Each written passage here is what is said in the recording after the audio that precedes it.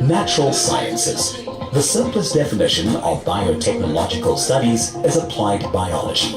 Through the application of biological knowledge and techniques to develop products or services, UNISA's College of Agriculture and Environmental Sciences is one of the main partners in the African Biogenome Project, a coordinated Pan-African effort piloting a project with a key objective of sequencing 100,000 endemic species. Health and/or pharmaceutical studies. The Department of Health Studies is prepared for the challenge of equipping their students with research skills and expertise in the field of health and pharmaceutical studies. The UNESCO UNISA and nanotechnology is leading the international research into the nano delivery of medicinal drugs, including African herbal medicine. The College of Law offers an elective undergraduate model on medical law. Feminist, womanist, Wusadi theorizations. In the College of Human Sciences, the Institute for Gender Studies, the College of Education and the Graduate School of Business all contribute to the interdisciplinary research into eliminating gender-based violence, homophobia and transphobia, and discrimination against women in the workplace and the political arena. The Institute also uses education about gender as an effective way to achieve gender equality and the empowerment of women. Student support and co-curricular activities. UNISA is uniquely placed to offer creative and radically innovative ways of enhancing student support. UNISA's College of Graduate Studies has developed a whole range of training programs to assist and encourage students. The Advocacy and Resource Center for Students with Disabilities promotes the principle of access for success, and the Student Development Division provides students with social support and leadership development services. These niche areas find expression in the rich tapestry of art disciplines included in the College of Accounting Sciences, Agriculture and Environmental Sciences, Economic and Management Sciences, Education, Graduate Studies, Human Sciences, Law, Science, Engineering and Technology, the Graduate School of Business Leadership, and the Thabo Mbeki School of Public and International Affairs. As Africa's leading open-distance e-learning university, we can reflect with great pride on the past 150 years of transformational education, and we are confident in our ability to succeed and become a truly high-performance university as we define tomorrow.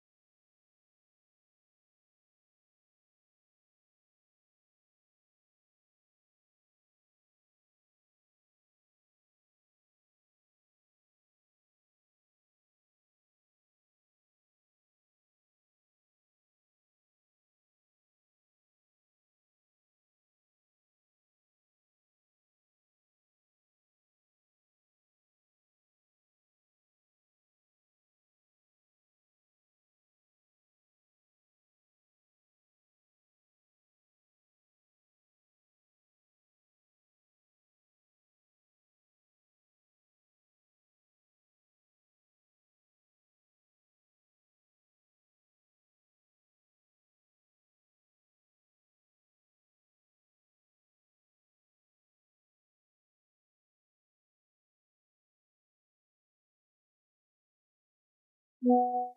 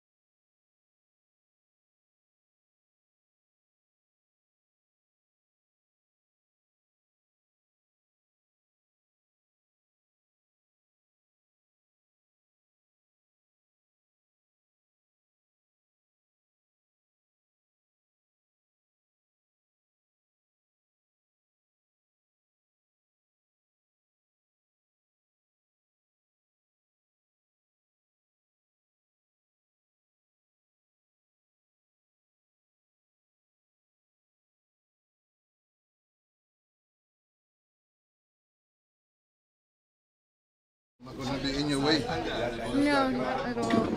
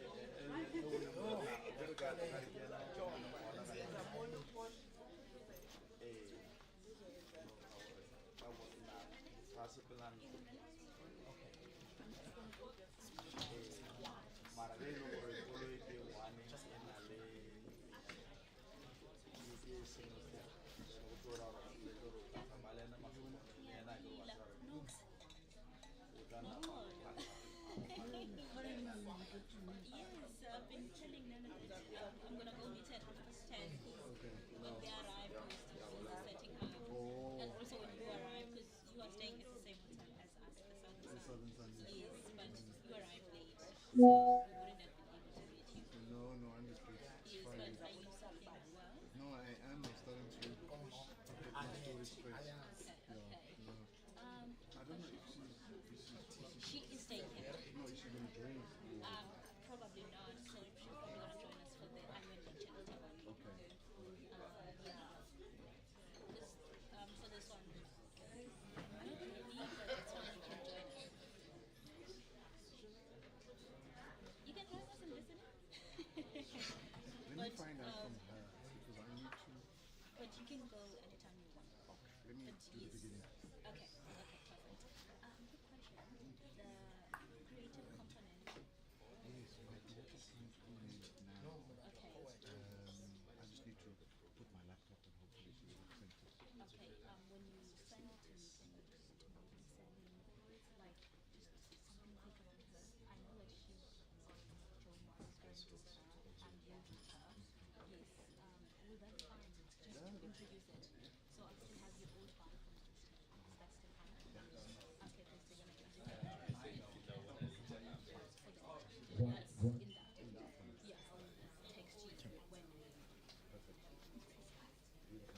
Good morning, everyone. I'll start with some poetry to welcome you unto the space. Yeah. They say in the beginning there was God. So I befriended him and showed him all the ropes. In the beginning, they were bored. Before the snake crept in and fed them from the tree, in the beginning, there was Lot and his family. The wife never wanted to leave. In the beginning, there were blacks in this continent. In the beginning, what was there is now absent. In the beginning, we don't know what really happened. In the beginning, all we know is how they took what we had. In the beginning, satisfied. Izulu lasibekela kanti kukufika kwabelungu ngenqanawe zisuka ngasentle. Thina bapheza baquqa bephindelela bohlulelana ngeAfrika akwabikho nentshekela. Iidaki zathule ezinye umhlaba zawulwela mbumbulu ihlala esifubeni kothe wacinga ukuvukela. In the beginning this was all wrong. Why didn't God intervene if he knew what was gonna befall us? Losing it all before our eyes. I'm sad and it's not right, but it's all right. In the beginning we were sold. They speak of Bibles and mirrors and some buttons with no holes. In the beginning they killed kings and brainwashed disciples to fight for the throne. In the beginning we were homes. There were no street kids and no one felt alone. In the beginning we chose to worship those from foreign lands and natives told to go. In the beginning there were blacks in this continent. In the beginning what was there is now absent. In the beginning we don't know what really happened. What they go through in the beginning will affect you in the end. In the beginning we still cry. In the beginning we ask why. In the beginning, it no matters who you are, where you are, as long as you're black, in the beginning, you will die. Good morning, everyone. My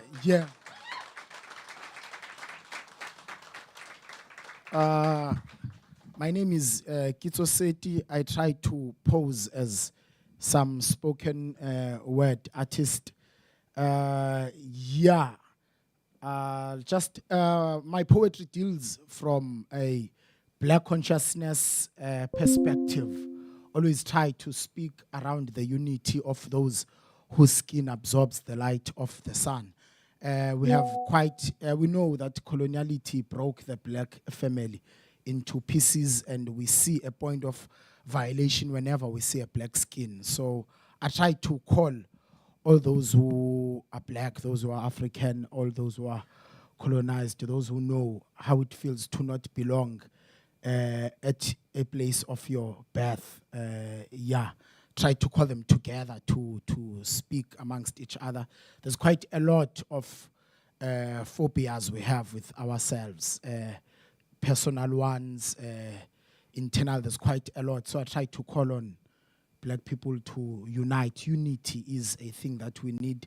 The first thing that happened was the breaking of that unity, the black family being broken into pieces. So, the first delivery I gave was Genesis.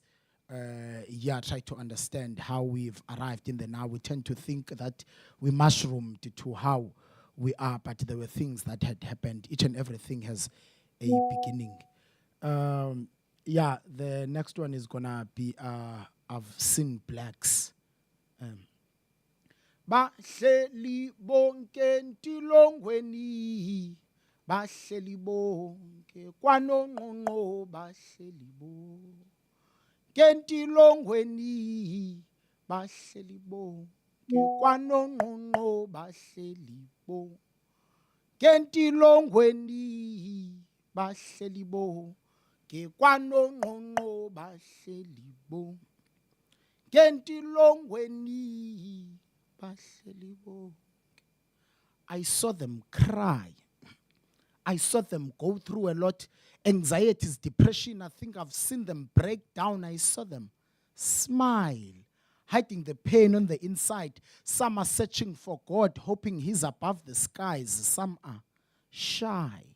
Some have just given up. Abanye bamkeli situations no bake ba deprived. I saw them try. They always try to come up. Betobelelwa phansi. Yeah, I like it when they fight. I saw them wake up. Beyo chalana on the trains very early in the morning to come back at night. I saw them tired. I've seen us laughing at them. We're not even asking why. It's like that. Why is others nesamente? Are so many suffer while others have it nice balashi towel. Besitu life messed up. They can't do it anymore. So it's better if they die. I bonanku. Nanku sobukwe. Nankwenti longwenina. Aingubi konalo. Nankubi kwenti longwenina bobo. Kekwano ngongo. Bahlelibo.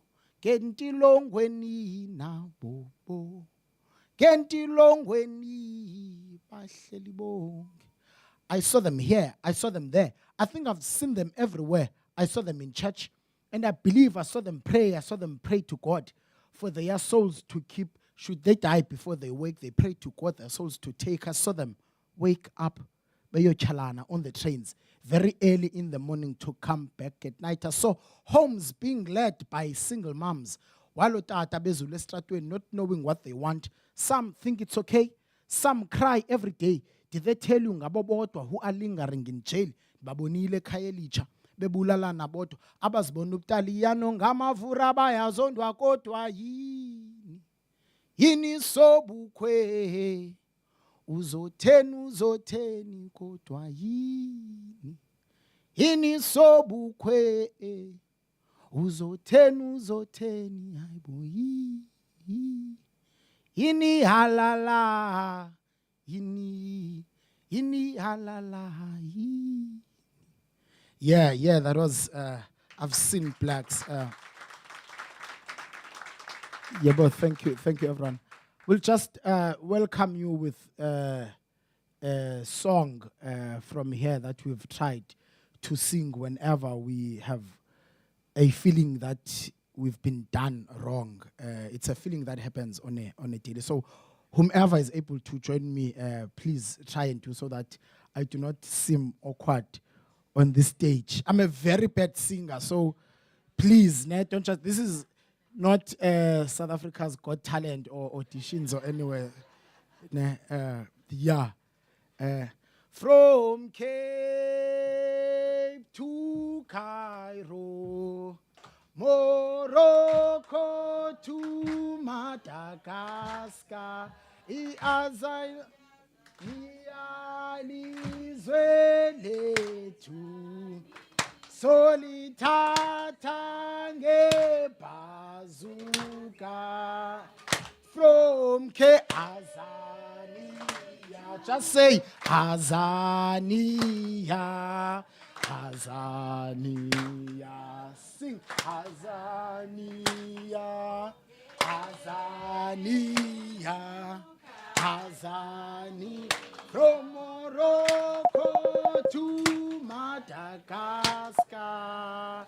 Iazania lizweletu solithatha ngebazuka. Thank you very much. Easily.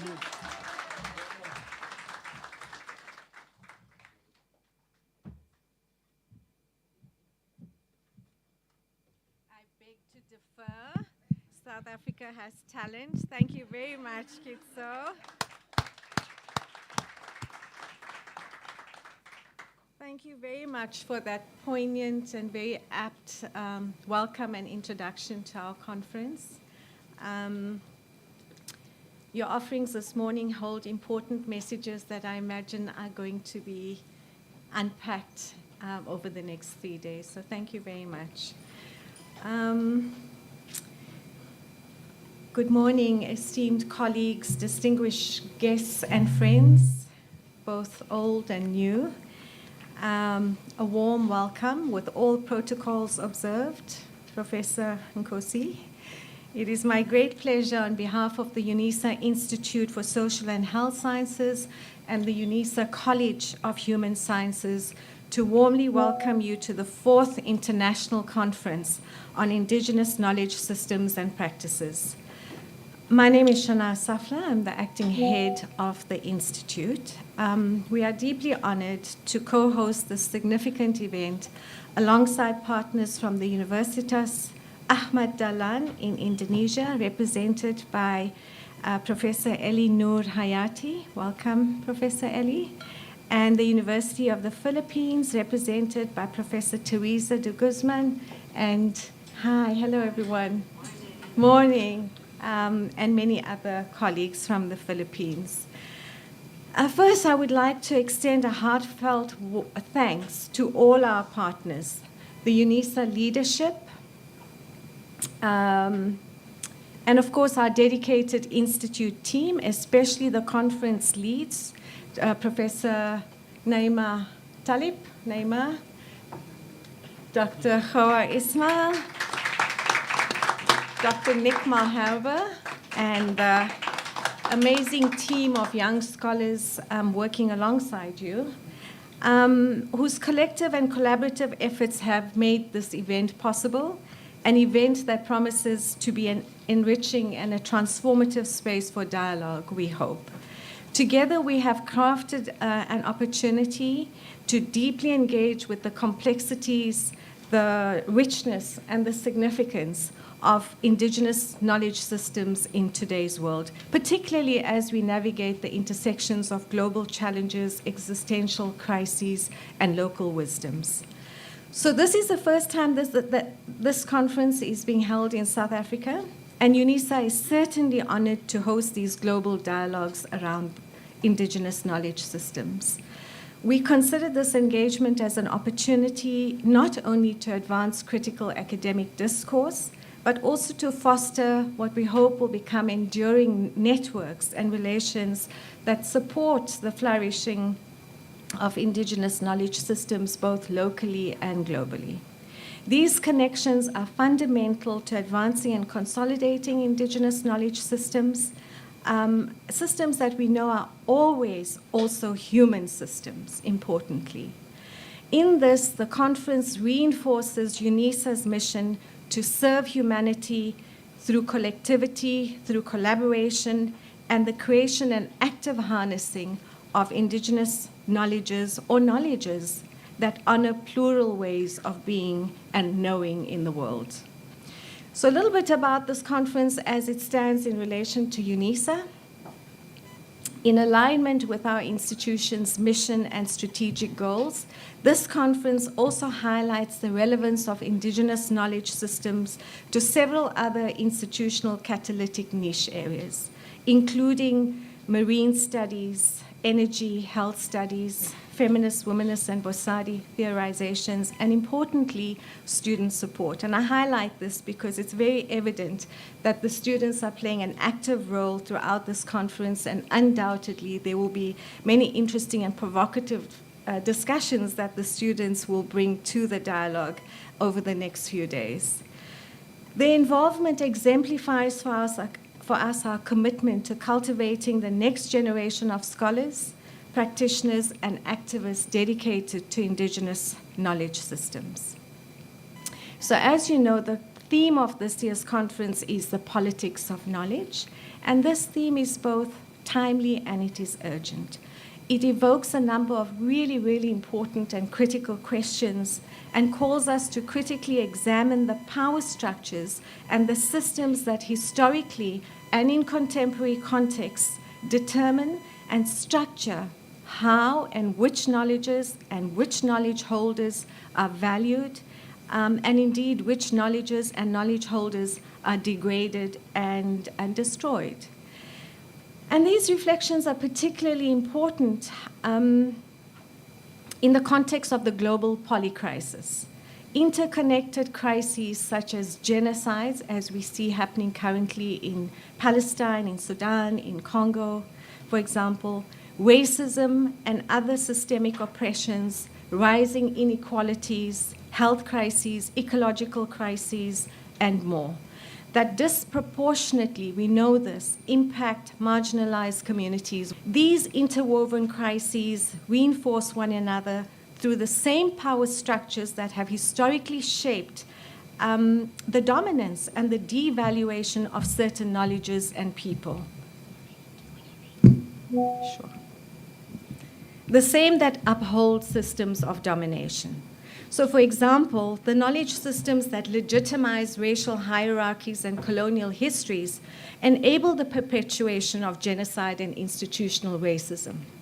Similarly, economic inequalities that grow out of capitalist knowledge regimes often marginalize indigenous, feminist, and ecological knowledge holders whose wisdom could offer alternative and perhaps more just approaches to today's challenges. So as we grapple with the polycrisis, the conference theme reminds us that dismantling the violent structures of knowledge production is critical not only for revaluing indigenous knowledge systems, but also essential for fostering alternative ways of understanding, obviously, and responding to the crises that we face today. And in this way, engaging with the politics of knowledge, we would like to think is far more than an academic endeavor. It is an act of resistance, it is an act of refusal, and it is an act of reclamation. And perhaps the opening of the conference in some way set the tone for that in quite an important way. So the program ahead promises 3 days of rich, dynamic, and compelling discussions across a wide range of critical topics, and we're very eager to see where these discussions lead us. These are discussions that have long animated the scholars, the students, the activists, and artists embedded in indigenous knowledge systems, from education to ecology to decolonial praxis, race and racialization, spiritual cosmologies, cultural practices, gender and sexuality, and perspectives on futurity. Our conversations will be guided clearly by voices that champion indigenous knowledge in their respective fields. And so together with this, we're really, really honored to have 3 distinguished keynote speakers. I'm acknowledging you by looking at you. Each offering unique and thought-provoking insights on the conference theme. They will engage with the politics of knowledge through an internationalist lens that takes especially seriously decolonization within and for a liberatory politics of knowledge, beckoning perspectives that remind us of the global and local interconnectedness of our struggles and of our aspirations. So in closing, I wish you all an engaged and an enjoyable conference. We eagerly anticipate the thought-provoking ideas, transformative dialogues, and shared wisdoms, as well as meaningful collaborations that will undoubtedly emerge from the conference over the course of the event.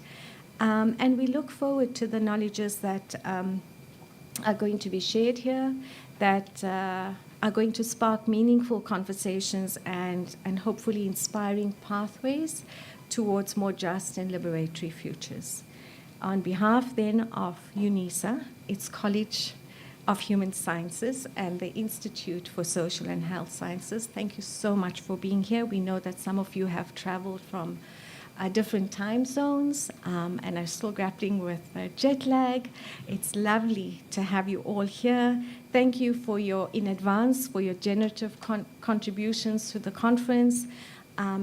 Enjoy the conference, enjoy the hospitality, enjoy the city. There are problems with the city, you will see that, but it is a beautiful one. Thank you.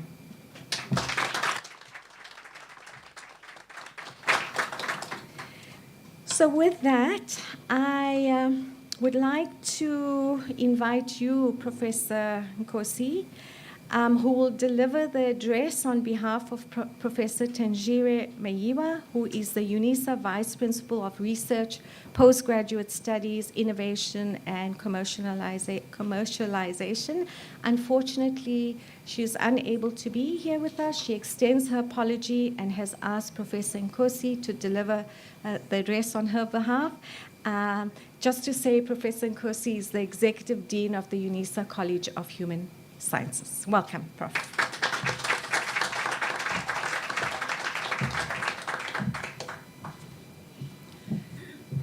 Thanks, Prof. Safla, so that what I deliver here, it's not mine, so don't shoot the messenger, okay? Yeah, so welcome to South Africa, our colleagues from the Philippines, from Palestine, from other countries that I did not get, but you are welcome. In order to honor you, I just want to say, Molweni. Let's hear. Sanbonan. Assalamu alaikum. Goeiemorgen. Ndimacheroni. Lochan. Abshen. Dumelang. Gumesta. Gumusta. Gumesta. Gumesta. And a guten Tag. Yes, because we've got a colleague from Germany. Guten Tag. So, on behalf of our our Chancellor, Dr. Thabo Mbeki, and our Vice Chancellor and Principal, Professor Puleng Lenkabule, as the University of South Africa, we welcome you to this beautiful country of ours. We welcome you as University of South Africa, which is known as the University of the Land. We are the only university that carries the name of the country. So give yourself a round of applause. And I'm really proud to tell you that we are the largest university in the Southern Hemisphere. We are having 380,000 students. We are having so many colleges. We are a university, like we're a College of Human Sciences. We've got 52,000 students. Think of your university, how many students you have. You know, we are the oldest in the continent. We were born in 1873. Last year we turned 150 years. So guys, University of South Africa, we have traveled, yes. So each year, the Indigenous Knowledge System and Practices, it offers a platform for countering epistemological violence, that is the violent representation and distortion of Indigenous knowledge system. If we can all think of our own countries and think of the richness of our Indigenous knowledge system, and try to look at what is happening nowadays. The minute we forget about it, our thinking and our knowledge generation is distorted. So this conference is trying to remind you of the importance of the Indigenous knowledge system. The conference offers a space for speaking out against epistemicides or the erasure of Indigenous knowledge system. If we think of epistemological violence and epistemicides, we are going to think about what is taking place all over the world today. And it is at this IKSP that we seek to give space to those Indigenous knowledge systems that, despite being neglected within dominant historiographies, these have contributed in fundamental ways to human history, to how we know and live within the world. In this way, the conference honors the epistemological density of Indigenous knowledge system. This year is the fourth conference, which aims to build on the impact of its predecessors by strengthening global Indigenous knowledge system, while at the same time facilitating transnational dialogues and robust debates between different knowledge systems. Rather than romanticizing or engaging uncritically with Indigenous knowledge system, the conference grapples carefully with the impacts of these systems, celebrating their emancipatory elements while mobilizing and creating awareness around their humanizing potential. This year's conference theme is the politics of knowledge. It looks to connect knowledge making with power differentials, and what it means to put indigenous knowledge system into the service of liberation.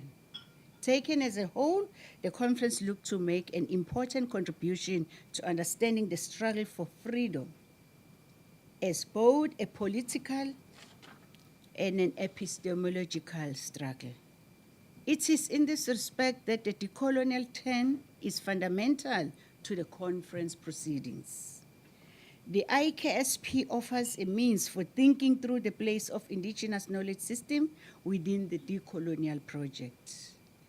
Conference attendees are encouraged to challenge and engage critically with how indigenous knowledge practices and knowledge systems are constituted, and what it means to privilege indigenous knowledge system and practices within and for decolonial struggle. Especially exciting in today's program is the keynote address, which will be delivered by our very own Professor Puleng Sekhalo. Her lecture is titled On Mourning and Dreaming, Reimagining and Reclaiming Our Sense of Being. Prof. Sekhalo's talk promises to elaborate on how the colonial wound depends on epistemological violence, while also exploring the roles that mourning and dreaming beyond such violence plays in the quest for decolonialization. May we give her a round of applause before she even accents the topic. I'm putting pressure. Ladies and gentlemen, I don't want to keep you long because we are here to engage in this conference. We want to exchange ideas. We want to critique, this epistemological war. To conclude, the IKSP offers an innovative platform by which people are able to expand the boundaries of knowledge, politicize knowledge, and collectivize the knowledge production process across borders. The conference demonstrates the knowledge should not be exclusive, and it should not be confined to elite institutions.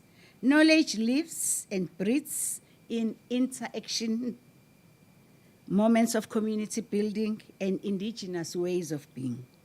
Conference attendees are encouraged to engage in the collective project of knowledge making and to contribute to how we speak about, record, curate, and honor indigenous knowledge system against epistemologically violent forces.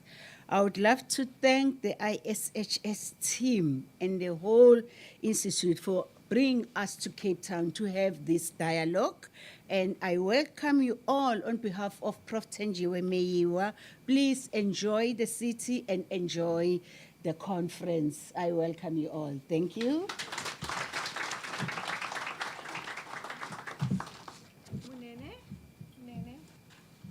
So, Prof, I don't know if this is for the messenger or if this is for Prof. Meyiwa. It's for the messenger. Okay, I will tell her. Yeah. Okay, it's fine. Okay.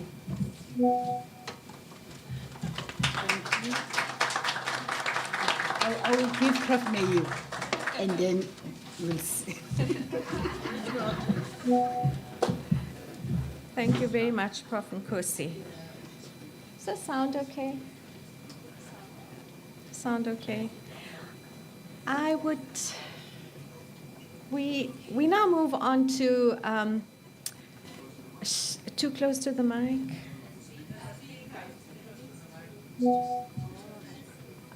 Tech team, are you going to help us?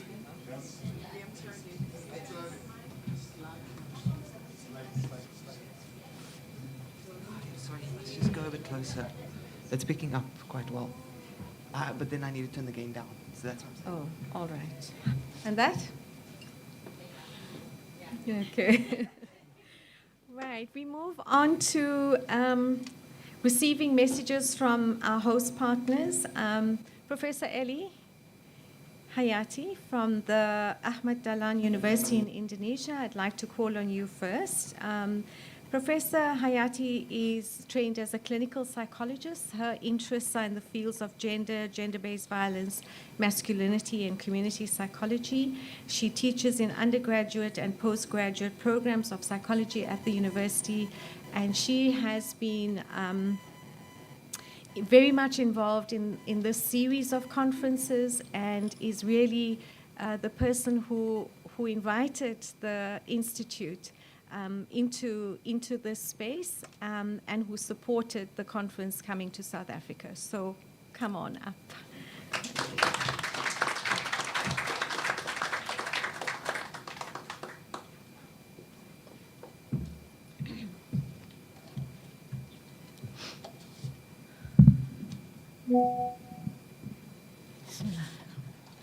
Assalamualaikum warahmatullahi wabarakatuh. Maybe it's too close. Greetings, maybe peace upon of you all. Good morning, everybody. It's very nice to see you all here, and Alhamdulillah that what we planned is granted by Allah the Almighty, so that we all can all together here in the very nice place with all of the full support from our colleagues from IKSP, from UNISA. And also we can see the table with the barong skirt from the Philippines. It's traditional skirt from the Philippines. Made of pineapple. Pineapple, yeah. Yeah.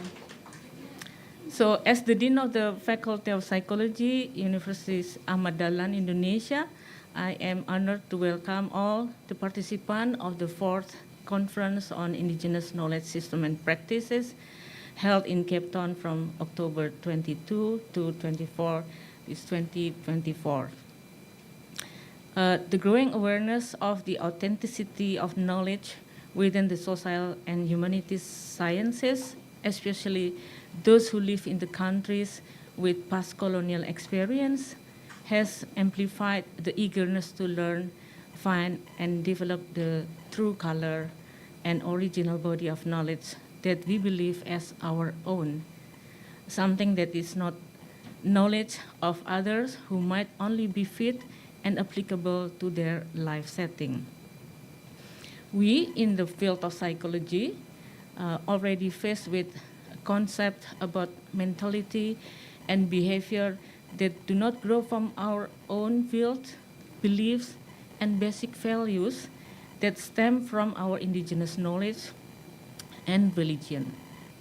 In that sense, and the spirit of developed knowledge from our belief system and religions, we commit to joining the annual forum initiated by colleagues from UP Manila, the desk, yeah, to join the first IKSP in Manila in 2019.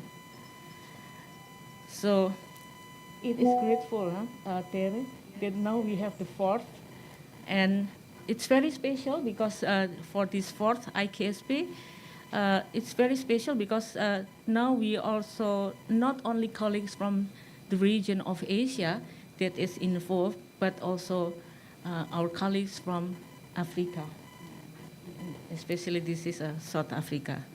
So hopefully this event will be an alternative occasion for each university involved to share its experience and develop further the academic activities that indigenously stem from the original experience and knowledge. I wish you all for having exciting and memorable events filled with enlightening interactive sharings. Through this moment, let our concern and prayers also be sent to our brother and sister in Palestine. We're also grateful that our brother from Palestine also joining in this conference. May Allah be the Almighty grant all the Palestinians and biggest resilience, honor, and freedom, and also people from other countries that are still living under colonization. Finally, we warmly thank the steering and the organizing committee of this fourth IKSP conference. I think they are wearing that right, that thread. No?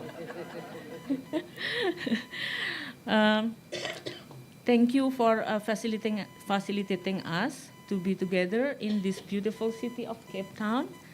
And my great appreciation and love to you all. Thank you. Wassalamualaikum warahmatullahi wabarakatuh.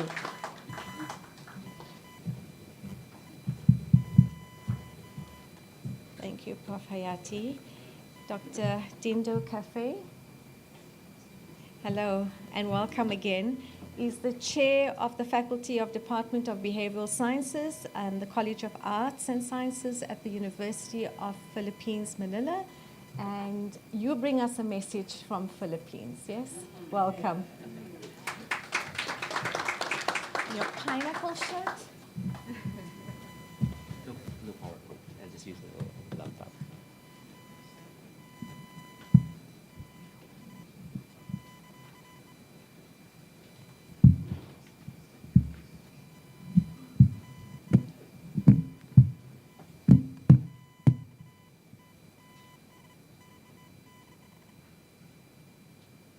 Eminent guests, esteemed speakers, honored delegates and friends from around the world, good morning and welcome to the 4th International Conference on Indigenous Knowledge Systems and Practices.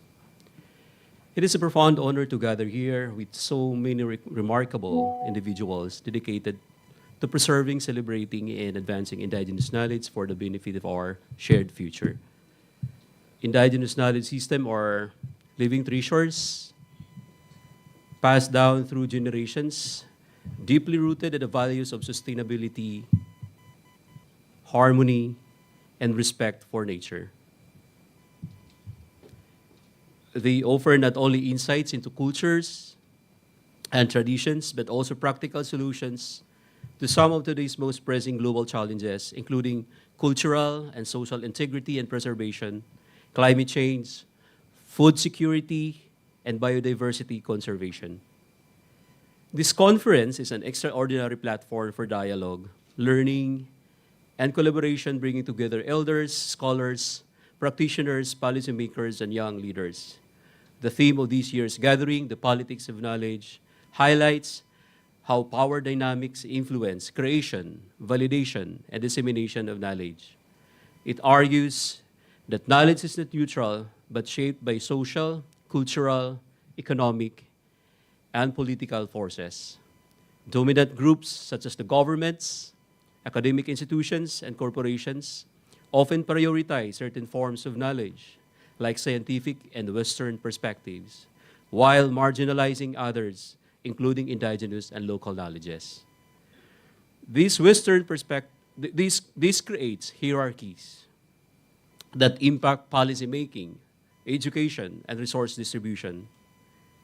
The politics of knowledge challenges us to recognize these biases, value diverse knowledge systems, and promote more inclusive and equitable practices for knowledge production and sharing across communities. Our time together will explore the depth and diversity of indigenous practices, ranging from agriculture and healthcare to environmental stewardship, arts, and governance system. As we engage with these ancient yet evolving knowledge frameworks, let us approach the discussion with humility, openness, and respect, recognizing the rightful agency and expertise of indigenous communities. I would like to extend my heartfelt gratitude to the keynote speakers, presenters, whose contributions promise to inspire and enlighten us. I also want to acknowledge the support of our partners, sponsors, and the organizing team, the University of South Africa, Universitas Amadalan, and the University of the Philippines in making this event possible. In the coming days, I encourage you, all of you, to actively participate in the sessions, exchange of ideas, and build meaningful connections across disciplines and regions.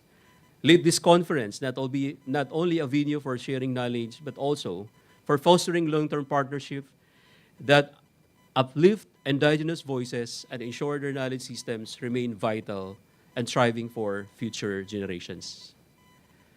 In behalf of the University of the Philippines, Manila, I thank you all for your presence and commitment to this important cause.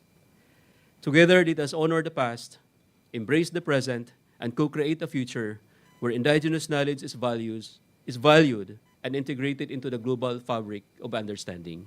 I wish you all a productive and enhancing experience. Good morning.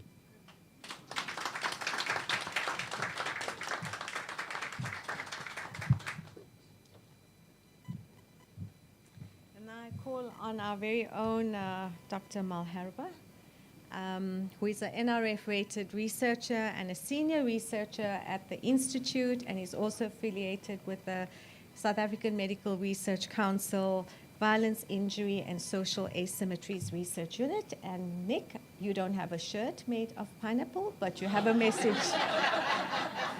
You have a message from the South African partners.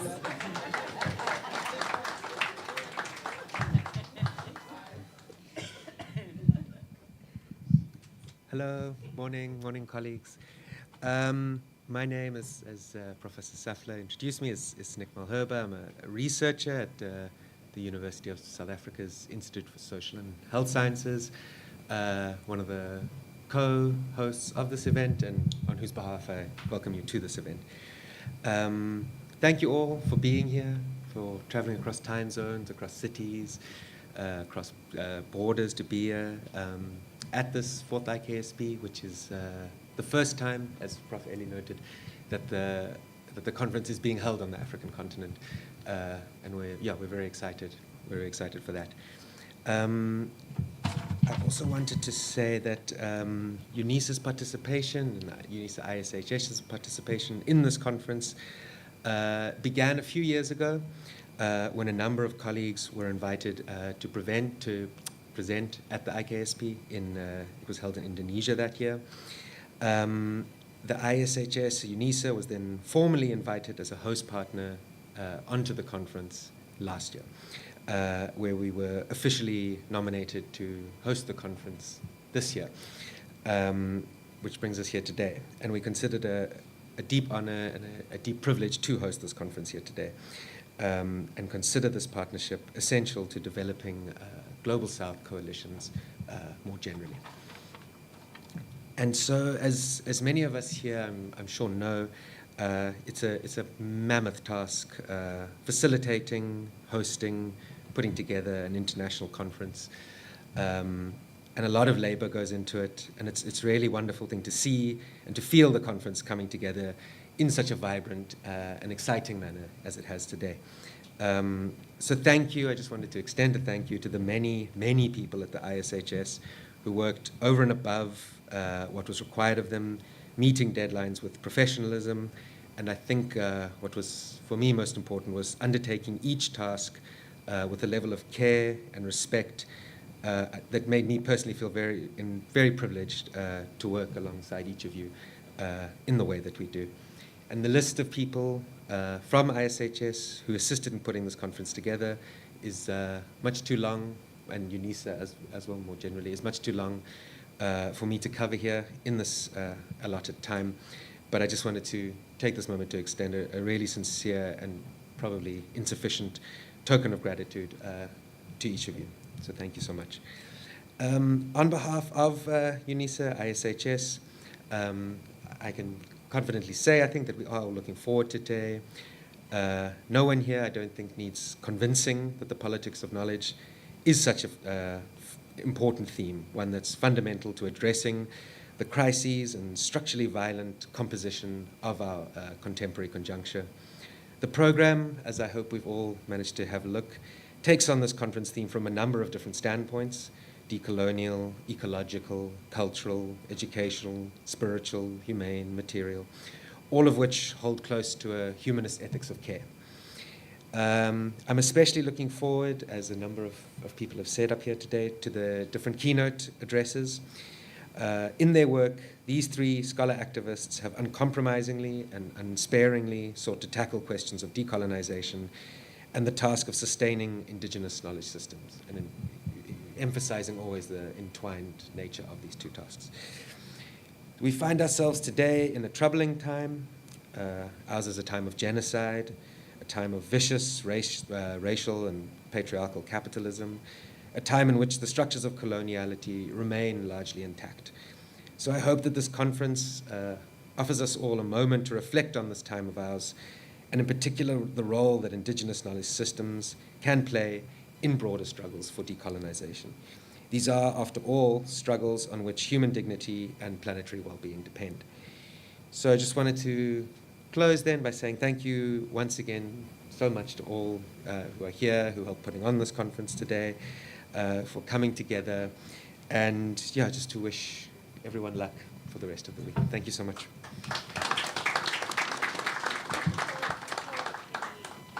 Okay, and if I could just invite Ellie and Dino up again quickly.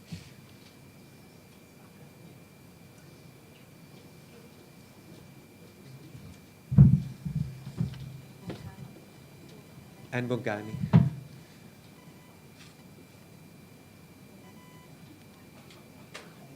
Hiding.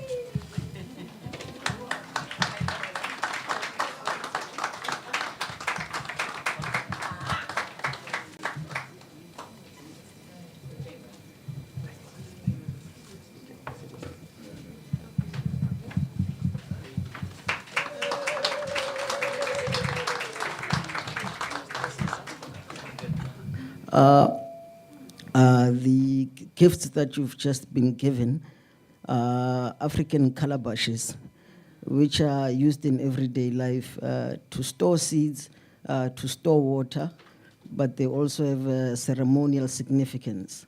If you go to ask for the unity of families, hand in marriage, you often tend to say that "Utlukopa mohope wa metsi," as you are going to ask for the carrier of water, which represents marriage, the wife. So in doing that, we're also stretching our friendships to you and hope that we will build much more stronger collaborations in the future. Thanks.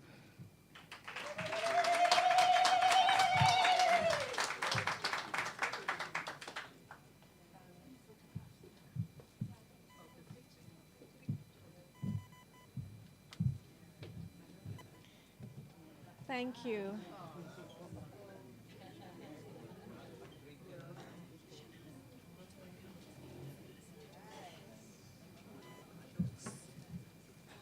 Dr. Dindo and Prof.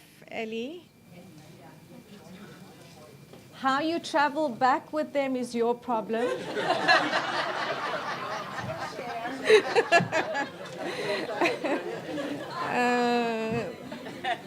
But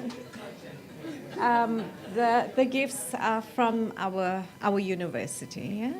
All right. Just before tea, we're going to ask Teresa, Prof. Teresa de Guzman, to tell us a little bit about the history of the IKSP conference. Prof. Teresa has dedicated her career to understanding the lives and traditions of indigenous communities in the Philippines, and is deeply committed to applied anthropology. And I know that you too have supported hosting the conference in South Africa, that this is, as I indicated, that you're deeply dedicated to the movement, really. So it's lovely to have you here, Prof. de Guzman, and to hear more about the history of this conference series. Thank you.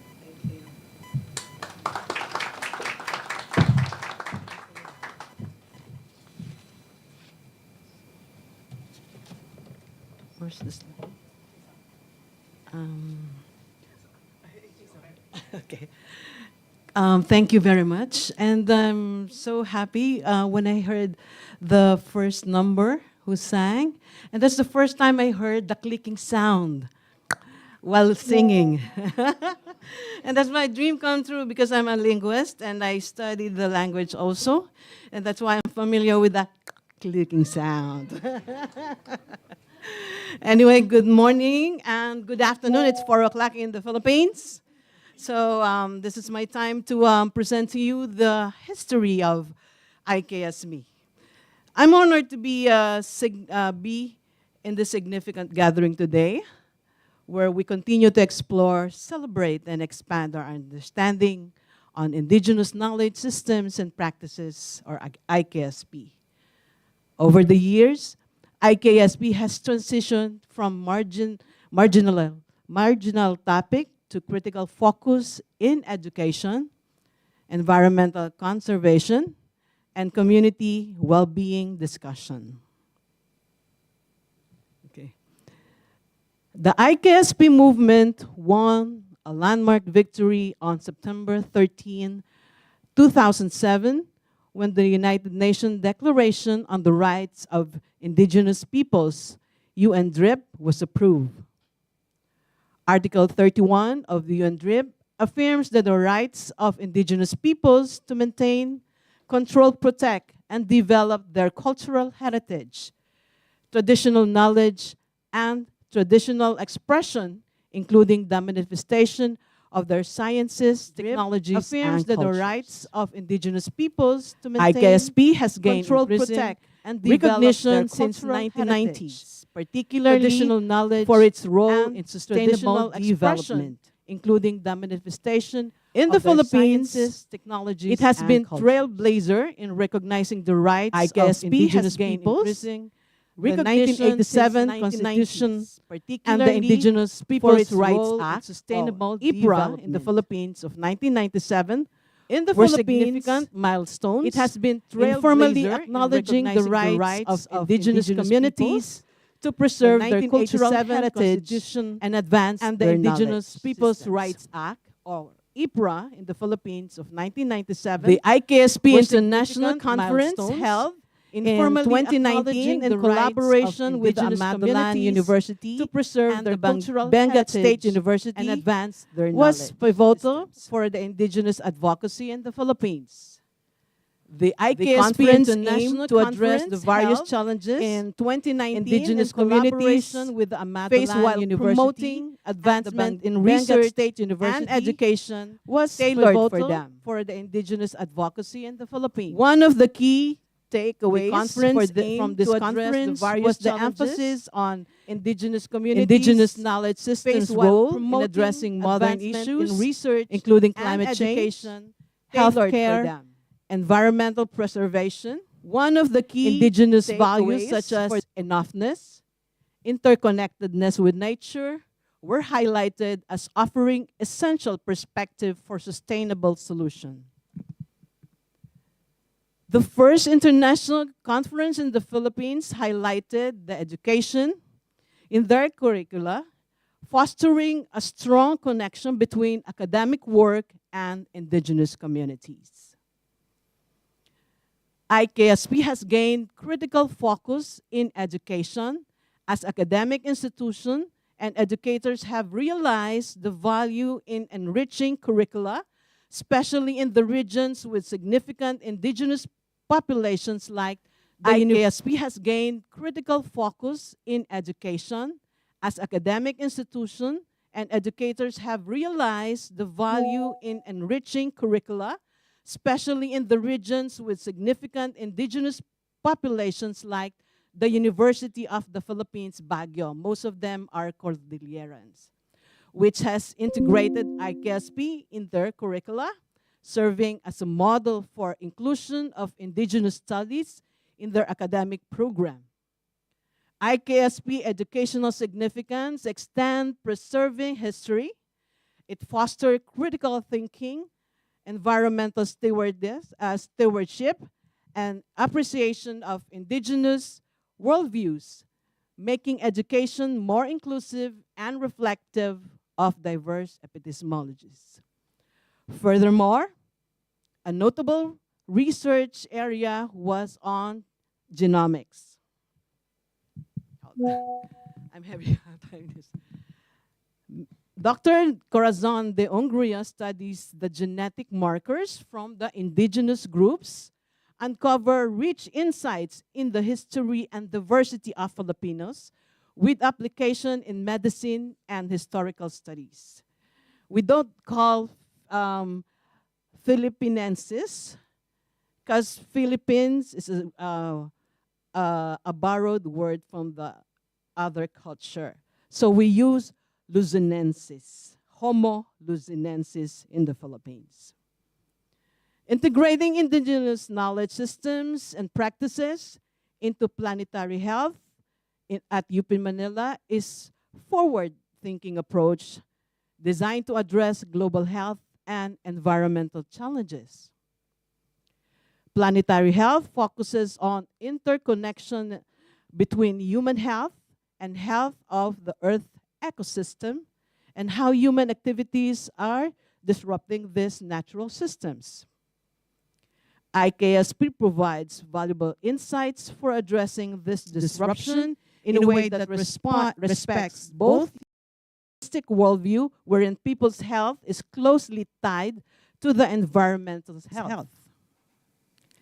Dr. Estacio from University of the Philippines, Manila, highlighted how IKSP focusing the balance and sustainability aligns with the planetary health.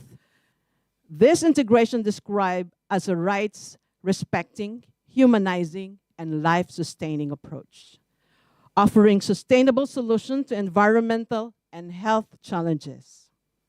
Number 2, participatory and interdisciplinary field.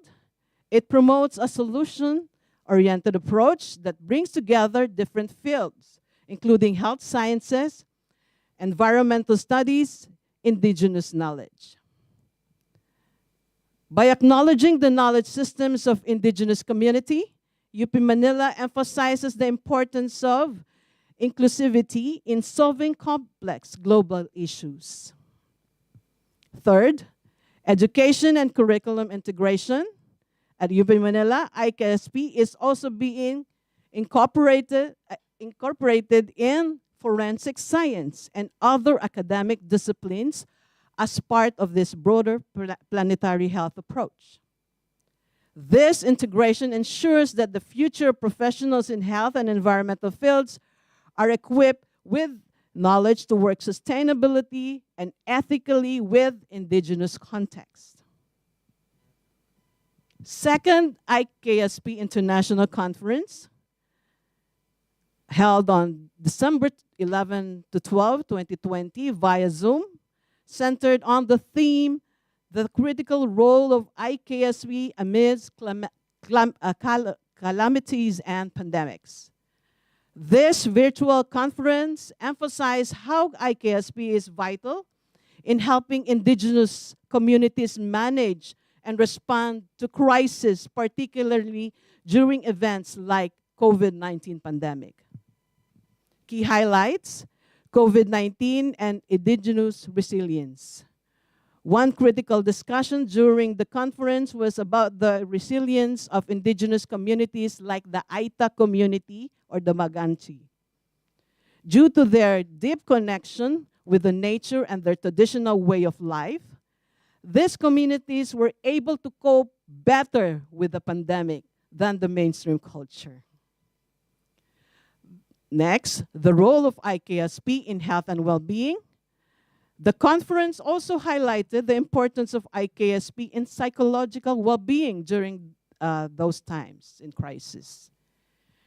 Indigenous practices that focus on community healing, spiritual well-being, and a deep connection with natural world provide alternative ways of managing stress and anxiety during calamities. Third, the integration of IKSP in modern contexts. The conference underscored the importance of integrating IKSP into modern health and education systems, particularly during global health crisis. The webinars and virtual conferences became a significant medium through which IKSP continued to be discussed, shared, and integrated with broader conversation about global resilience. IKSP adoption during pandemic. The pandemic posed significant challenges but opened new avenues for promoting and sharing IKSP. As face-to-face gathering became impossible, the IKSP community quickly adopted the online platforms. In the Philippines, webinar, panel discussion, and virtual conferences allowed for the continued engagement of scholars, communities, and educators across the country and beyond. One notable outcome during the pandemic was the integration of IKSP into digital learning platforms. Educators were encouraged to incorporate indigenous knowledge into their online curricula, ensuring that students remain connected to cultural heritage despite the physical limitation of lockdown. The first webinar workshop on integration of indigenous knowledge into higher education syllabi, held December 16 to 19, 2020 via Zoom, aimed at developing strategies for integrating IKSP into educational curricula. The workshop was focused on guiding educators, administrators, and institutions in effectively incorporating IKSP into course syllabi across higher education institutions. Key takeaways from the webinar workshop: incorporation of IKSP in higher education, development of resources, helping educators develop resources, materials that would facilitate the integration of IKSP online. Practical pilots and research. Institutions were encouraged to conduct pilot programs to test the integration of IKSP in their curricula. Number 4, pandemic and digital integration. The workshop addressed the challenges brought about the pandemic, emphasizing the use of digital platforms to continue teaching and sharing IKSP. In conclusion, first webinar workshop was critical and empowering educators to integrate indigenous knowledge into higher education, ensuring that the future generation would benefit from the wisdom of IKSP in academic and practical contexts. The webinar also marked a step towards ensuring indigenous practices are not only preserved, but are also a core component of educational development. From UP Manila to Amadalan, Yogyakarta, held July 5 to 7, 2023, the IKSP Ecological at Amadalan University, Yogyakarta focused IKSP amidst growing ecological changes, a theme that responds globally. This event brought together various scholars and leaders to discuss solutions for ecological issues, including climate change and health challenges. An essential session during this conference was led by Dr. Eli Hayati, who highlighted the intersection between climate change and community mental health, emphasizing how indigenous knowledge can offer unique strategies to cope up with environmental stresses. Another innovative aspect of the conference was the introduction of non-traditional research output. Okay, not all presentations are based on research, but more on the NITRO, or non-traditional research outputs, like oral performances, poems, films, enriching how IKSP is convened in contemporary settings. And now, the 4th International on IKSP at UNISA, University of Africa, focusing on politics of knowing, delving into how indigenous people is understood, contested, and negotiated within the broader societal and political frameworks. This IKSP conference aimed to explore power dynamics, policy implications, and cultural importance of IKSP in both local and global contexts. In conclusion, IKSP has grown remarkable growth from its legal recognition in the Philippines to its ongoing international advocacy through conference in Yogyakarta and UNISA. The shift to online platforms during the pandemic demonstrated resilience and adaptability of IKSP community, ensuring that indigenous wisdom continues to be shared and integrated into global solution. Maraming salamat, mabuhay tayong lahat. Thank you and long live. Before that, can I call Dr. Ellie Hayati and of course our department chair, and of course Sajna Sufla from Institute for Social Health Sciences, University of Africa. There's a symbolic baton that should be delivered to UNISA. This time, this is not made of pineapple.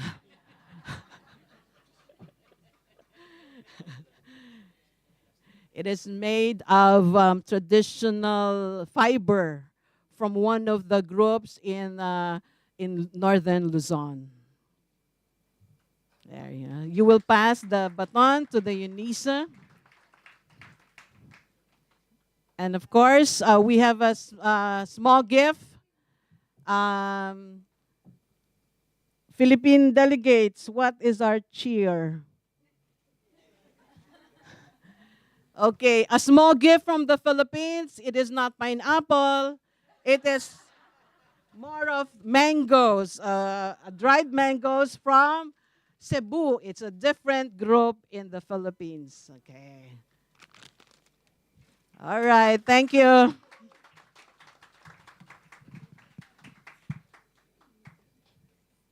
Thank you so much.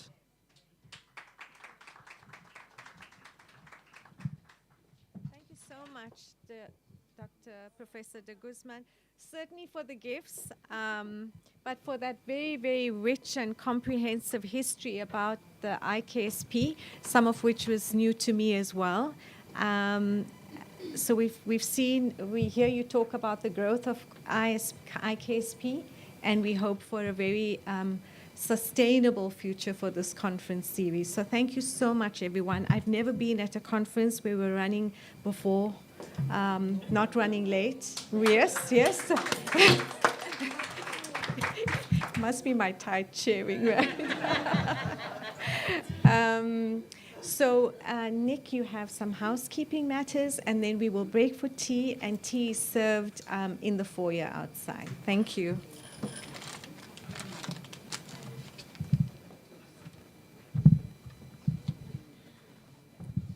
Okay, so just before we go for tea outside, like Professor Safla said, just to note that lunch today will be served on the ground floor at 12:30.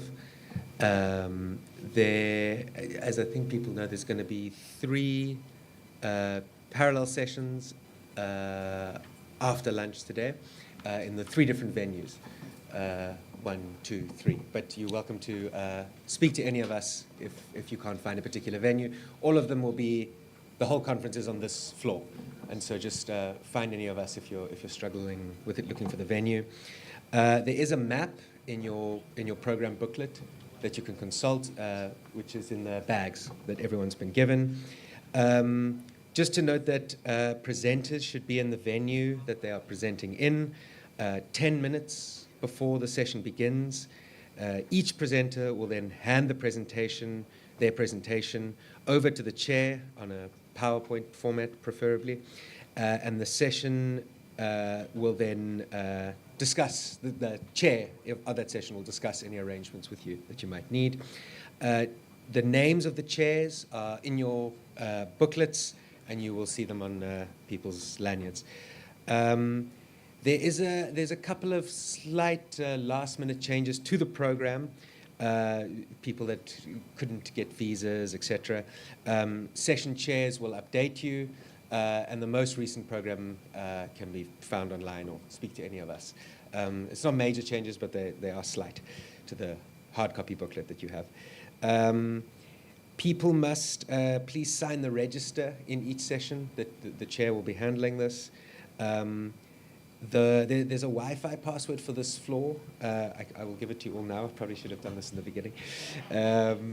It's a word. I don't know this word, but it's all lowercase. JOODEN.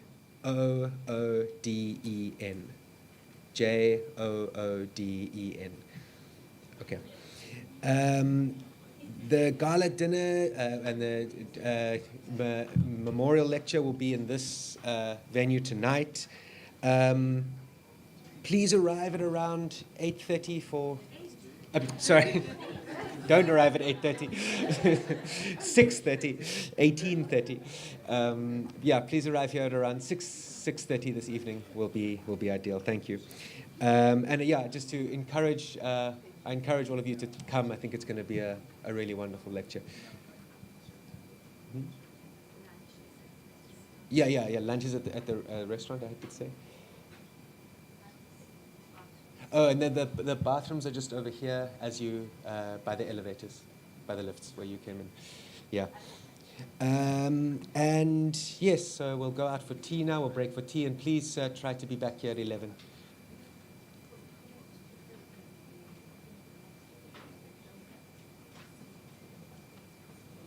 Okay, I can't hear you, Cole. Okay, thank you, everyone.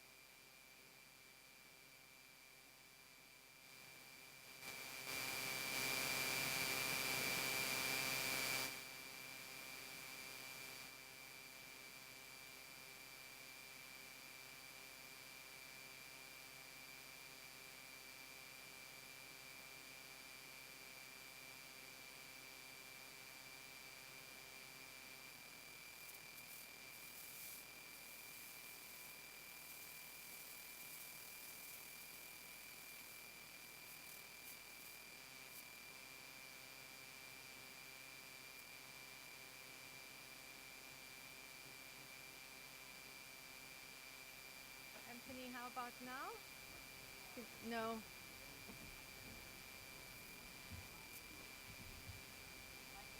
How about now? Yes, yes. Okay, great. Thank you for your patience and welcome back. Gives me great pleasure to introduce to you Professor Puleng Sekgalo from the University of South Africa, who is delivering the first keynote address of the conference, titled, as was mentioned earlier, on Mourning and Dreaming, Reimagining and Reclaiming Our Sense of Being. Prof. Sekgalo is an NRF-rated researcher and is currently a professor of psychology and the Chief Luthuli Research Chair at UNISA. Professor Sekgalo's research interests include community psychology, decoloniality, visual arts, social suffering, and gender studies. Puleng, as I know her academic career boasts an international presence, as she was the 2023 Research Fellow at the University of Kansas's African Studies Center and University of Ghana's Institute for African Studies. She was recently a visiting scholar at the University of Victoria in Melbourne, Australia. She has many accolades, and I don't think the bio that I'm sharing with you nearly captures her accomplishments, but I will add that she is a recipient of the Chancellor's Award for Excellence in Research, which was presented to her at UNISA's 12th Annual Research and Innovation Awards last year. Prof. Sekgalo, welcome. We look forward to your keynote.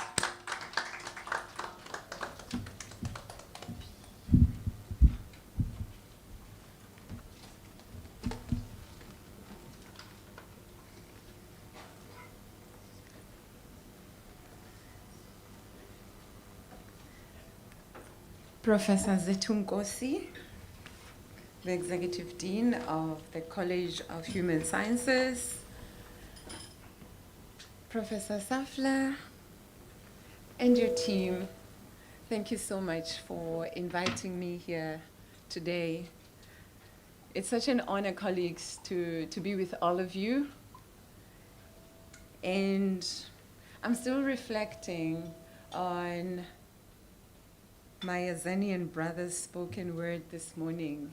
It resonates so much with some of the ways that I think and I reflect about things. So thank you so much for that offering.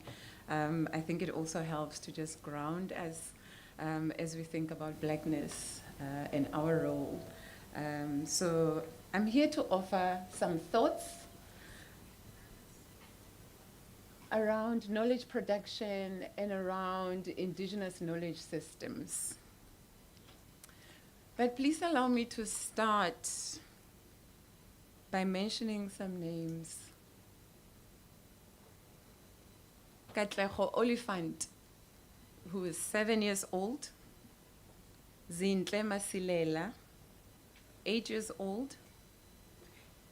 Isago Mabote, 8 years old.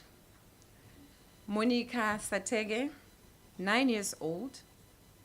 Karabo Rampo, 9 years old. And Njabulo Msemango, 7 years old. These are the names of the children who passed away about 2 weeks ago. And this was soon after they went to a spaza shop to buy some chips to eat as children. This is a scene that repeats itself in our country, where young people's lives are cut short. It was not the first time that it was happening. It is shocking how we quickly move on. 7 years old, 8 years old, 9 years old. We move on as if desensitized or numbed by the persistent deaths in our communities, particularly in our Black communities. How are we not horrified by this? How are we not having a national moment of mourning for losing so many children all at once?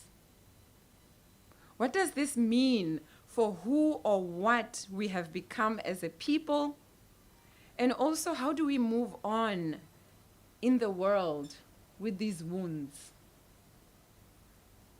In the African cosmology, in our worldview, we revere our elders as wisdom keepers. But at the same time, children also hold a very special place in our communities and in our families. And that's why when they are born, even the birthing process that I'll speak about later on, makes way for the ways in which we welcome children into the world and their importance in the role that they're going to play in our communities and in the future that we envisage as a people. So how do we just move on when part of our future becomes cut like this? I was born in a little rural village called Volvehoek, and I grew up in a township called Zamdela, just outside the industrial town of Sasolburg in the Free State, one of the provinces here in South Africa.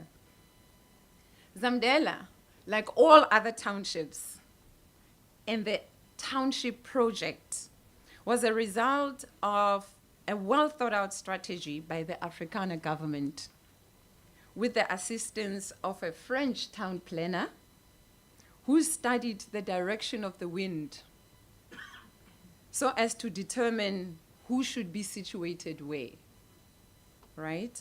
So the black people were placed in the direction of the wind, which meant the Sasol chemicals would be directed towards where black people lived. A planned process of slowly poisoning the black people. As a child, I always found it interesting that we had this pungent chemical smell in the township. It was permanent. It continues to be. But as soon as you get to town where the white people lived, you do not smell anything. Many people from Zamdela struggle with respiratory issues as a result, particularly the now young generation. So to me, convenient ignorance is when we assume that things have fundamentally changed in a country like South Africa, that it is possible to just move on. How do we move on when physically, psychologically, and spiritually you are killed every day, as we are reminded this morning? For example, we must sit back and be grateful that Sasol creates job opportunities. For me, this is what decolonial scholar Sabelo Ndlovu-Gacheni calls the vampirism technology. We all know that a vampire is that which sucks your blood until you have nothing left. Imperialism does this. Capitalism does this. We are grateful to have jobs, even though those jobs are killing us. Ladies and gentlemen, please allow me to invite my restless ancestors into this place. They remain restless because they lay in a private farm just outside Sasolburg. And this farm is owned by a white family.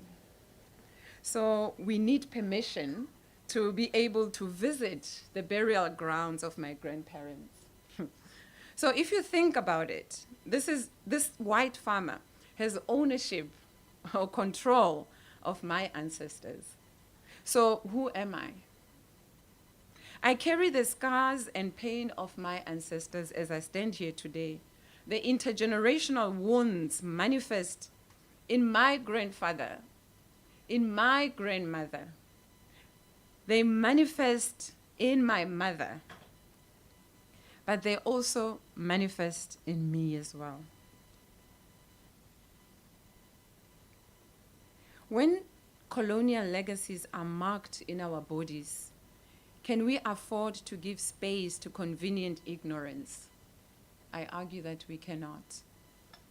I start by positioning myself as I speak about the exhaustion that I feel. I speak from a position of exhaustion because we do not give ourselves time to mourn deaths of innocent little children in our communities. I'm exhausted because for me, the struggle started when I was an innocent child, born black in an oppressive system that saw me and those who looked like me as a problem and undeserving of dignity and a decent life.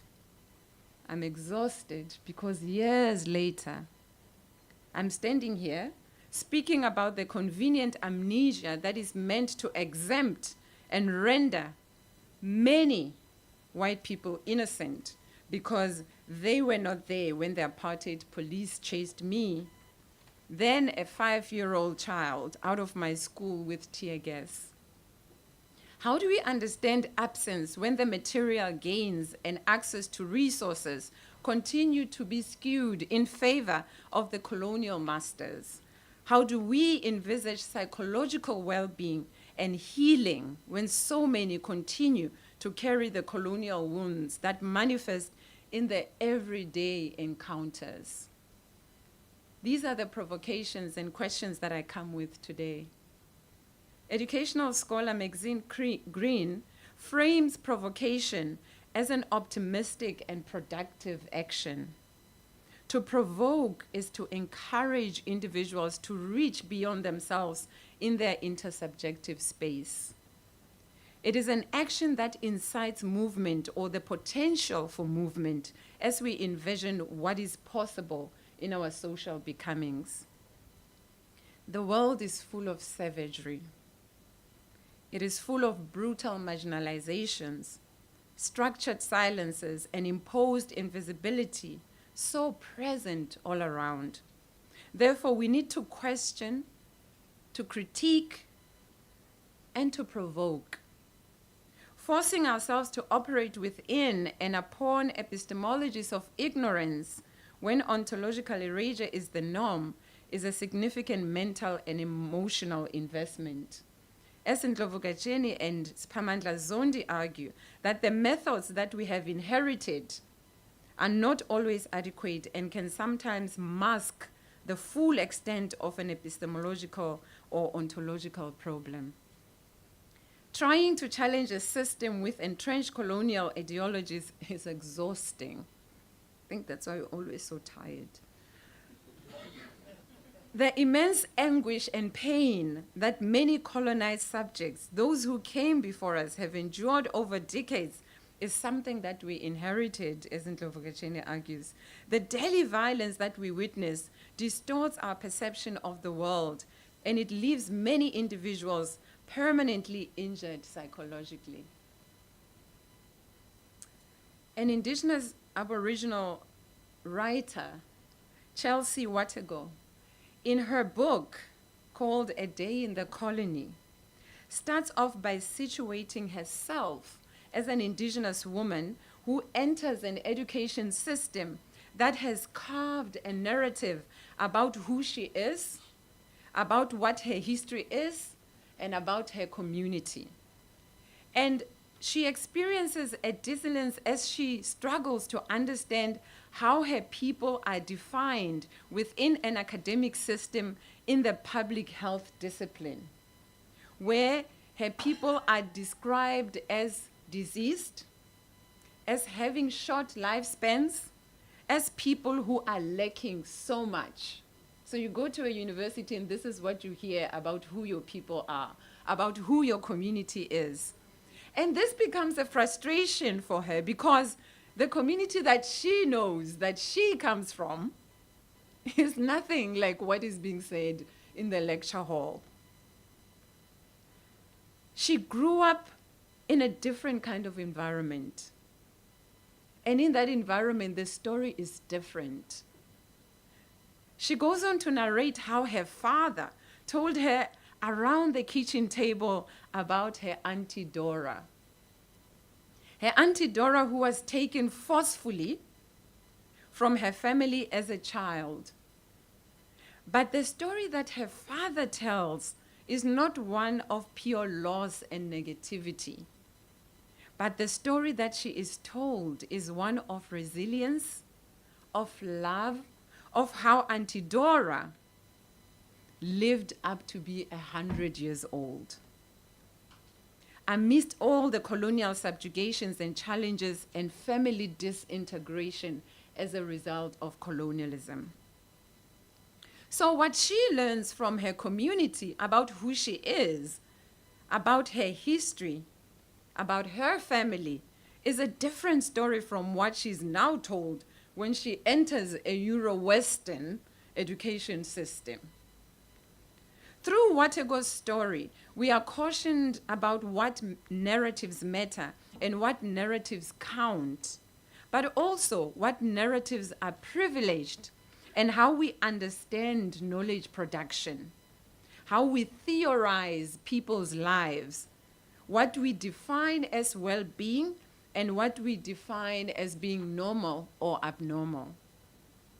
Paulo Freire maintains that the oppressed always yearn for freedom and to recover their humanity. The search for humanity translates to the behavior or psyche of the oppressed people in relation to surviving and being in the world that is opposed to their humanity. Seeking humanity could mean assimilating into the system of oppression, navigating acceptance in the world of the oppressed and the oppressor, or resisting the oppressive system. All these alternatives are quite taxing on one's mental and psychological well-being. Thus, seeking freedom and liberation involves psychological warfare and mind games from the oppressive system. The physical or visible oppression has always been regarded as important.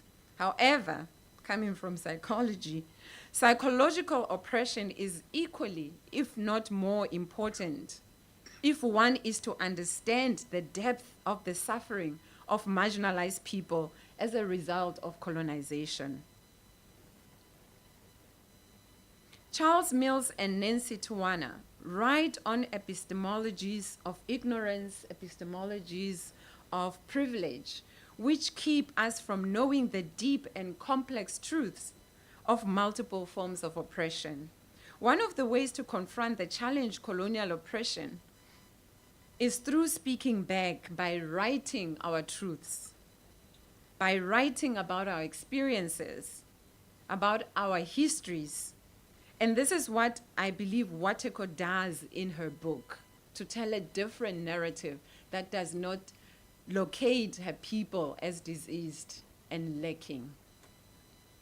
Watego's story resonates with me because when I entered university and when I started to study psychology, I experienced alienation, and this is something that South African psychologist Chabani Manganyi writes about in his lamentation on how the education system, and then in particular the discipline of psychology, makes us strangers to ourselves. We go into universities and we end up not knowing who we truly are.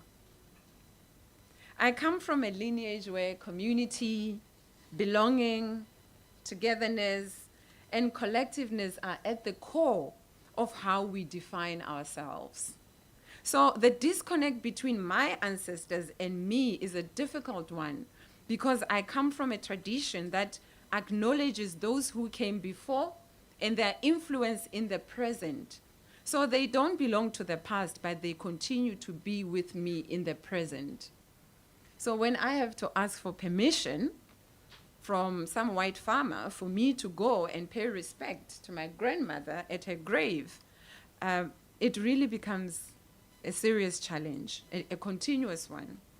I come from a community that respects and thinks about the future generation. So when we don't pause to mourn, to question, to be appalled by the multiple deaths of children, then what future generation do we envisage? So even as we try to imagine life and understand the current social ills that are plaguing us, all these are always embedded in history.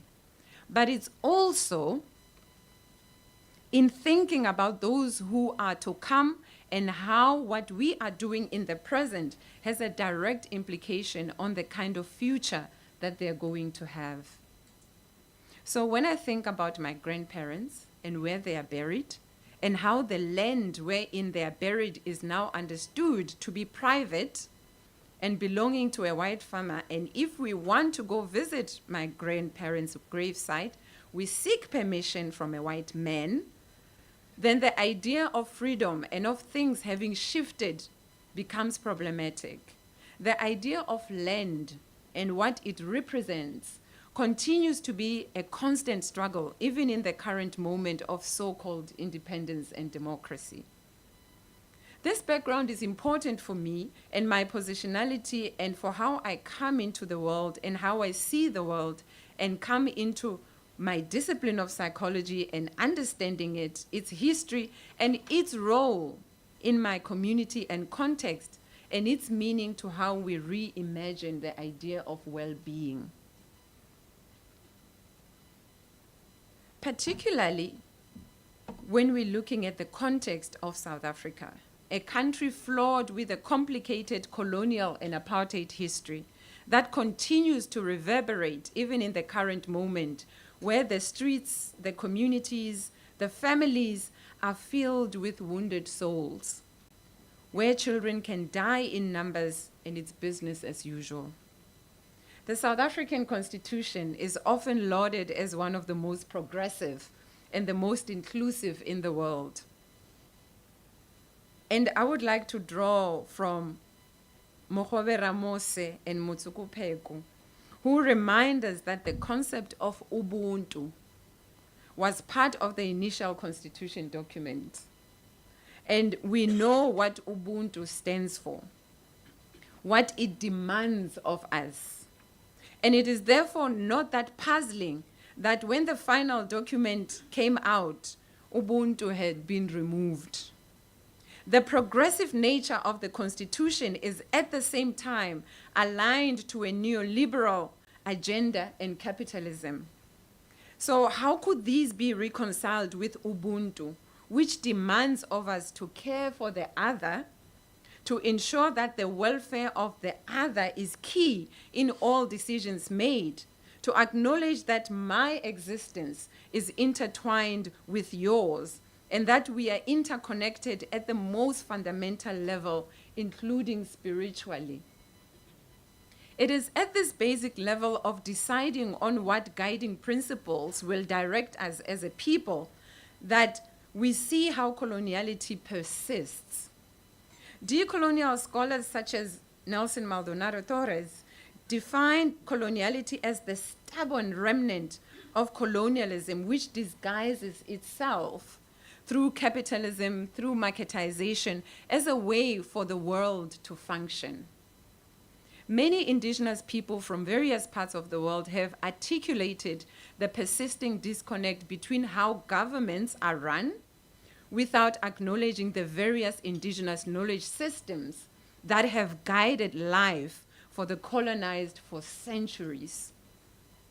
Here I'm reminded of the Australian Aboriginal concept of Kaneka Remanbun, which is the process of working together to solve problems. It is about always acknowledging country and its teaching. So what it does is it centers the importance of place-based learning.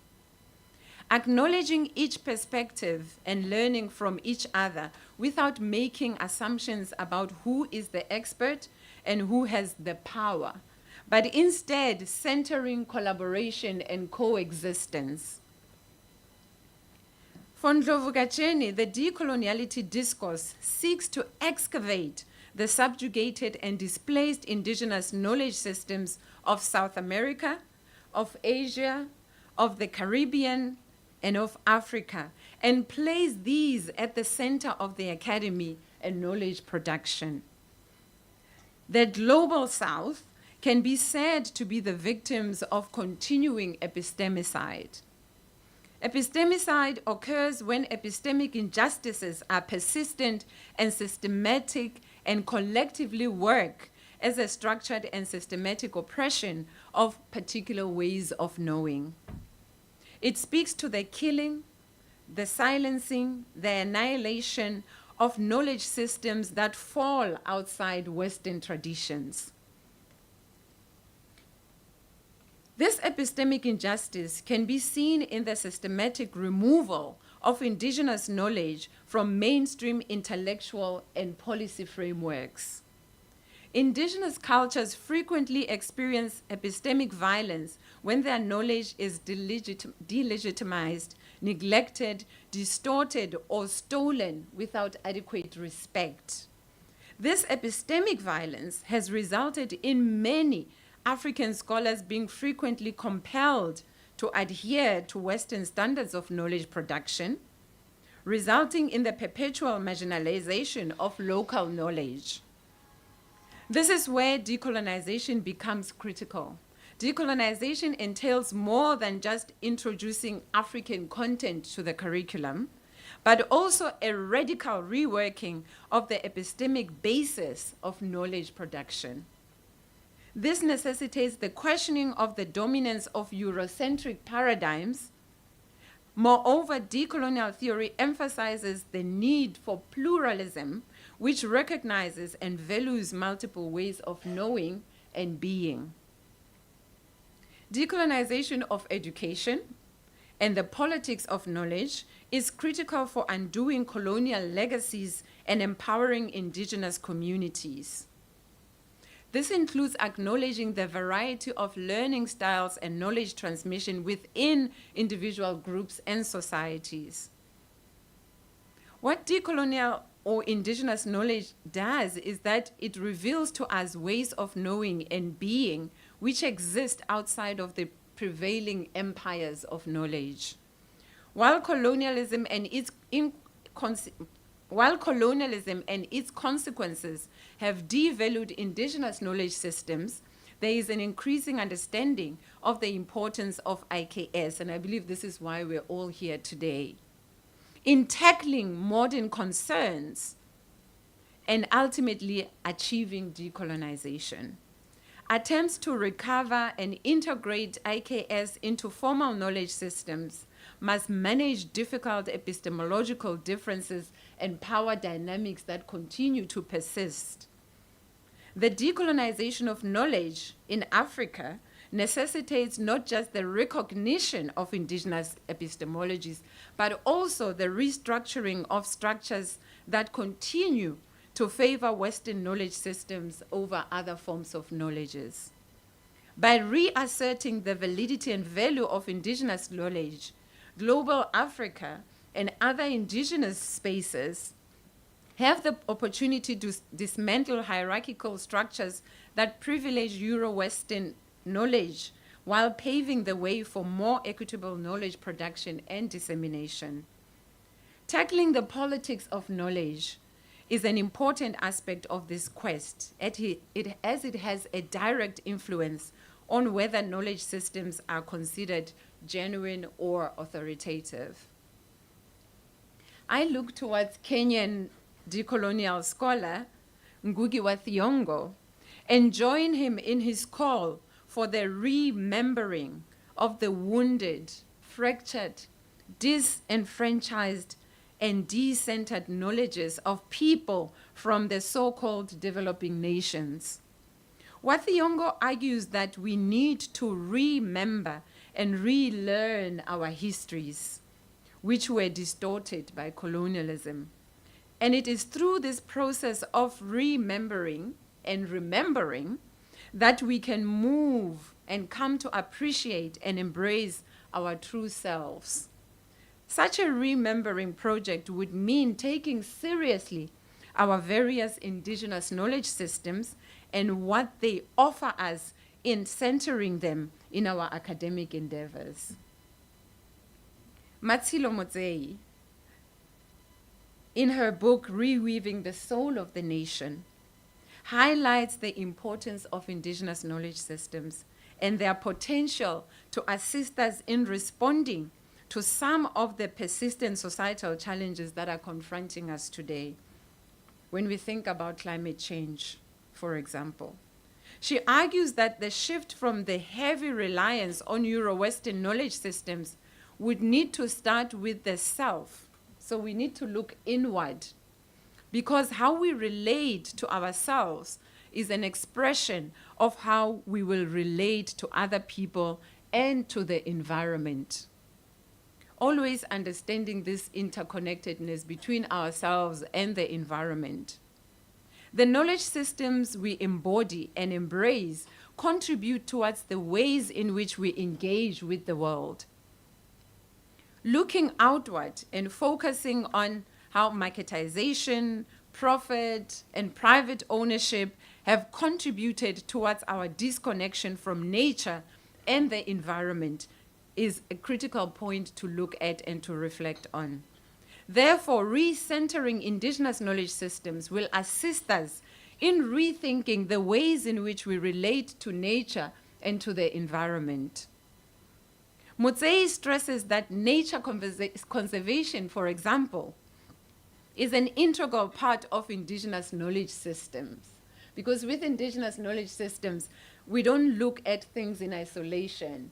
Things are interconnected all at the same time. So when we think about nature conservation, when we think about climate change, when we think about healing, when we think about spirituality, all of these things are interconnected. And with the Euro-Western ways of understanding the world, things are put in little boxes and brackets. Zondi speaks about this idea of the disciplines and how we are disciplined in this idea of discipline, right? So sociology, history, psychology, and we think in silos. And that's what has taken away our understanding of how we need to look at the world. That if the environment suffers, we are obviously ultimately going to suffer as well. And because we've always looked at ourselves outside of the environment, we have lost that importance or understanding of the interconnectedness. And so Indigenous knowledge systems brings us back to that center, brings us back to that acknowledgement and understanding of this interconnectedness. In the African context, we have what we call totems. So we are all, as people, connected to particular animals, for example. And these totems are very significant also in defining who we are, but also in reminding us of our responsibility to the land. So, for example, if one's totem is the crocodile, where does the crocodile live? Then you know not to pollute water. If I say I'm of the crocodile people. If my totem is the baboon, then I know the importance of conserving trees and not cutting them down indiscriminately. And so for the last part of my talk, I want to shift and focus on the research that I've been doing, particularly focusing on public health and gender justice. And so I speak of the reimagining of the politics of knowledge, particularly in midwifery. Indigenous knowledge systems have historically played a crucial role in maternal health care in many of the indigenous communities, and including here in South Africa, with Indigenous midwives delivering holistic care that encompasses physical, mental, and spiritual wellness.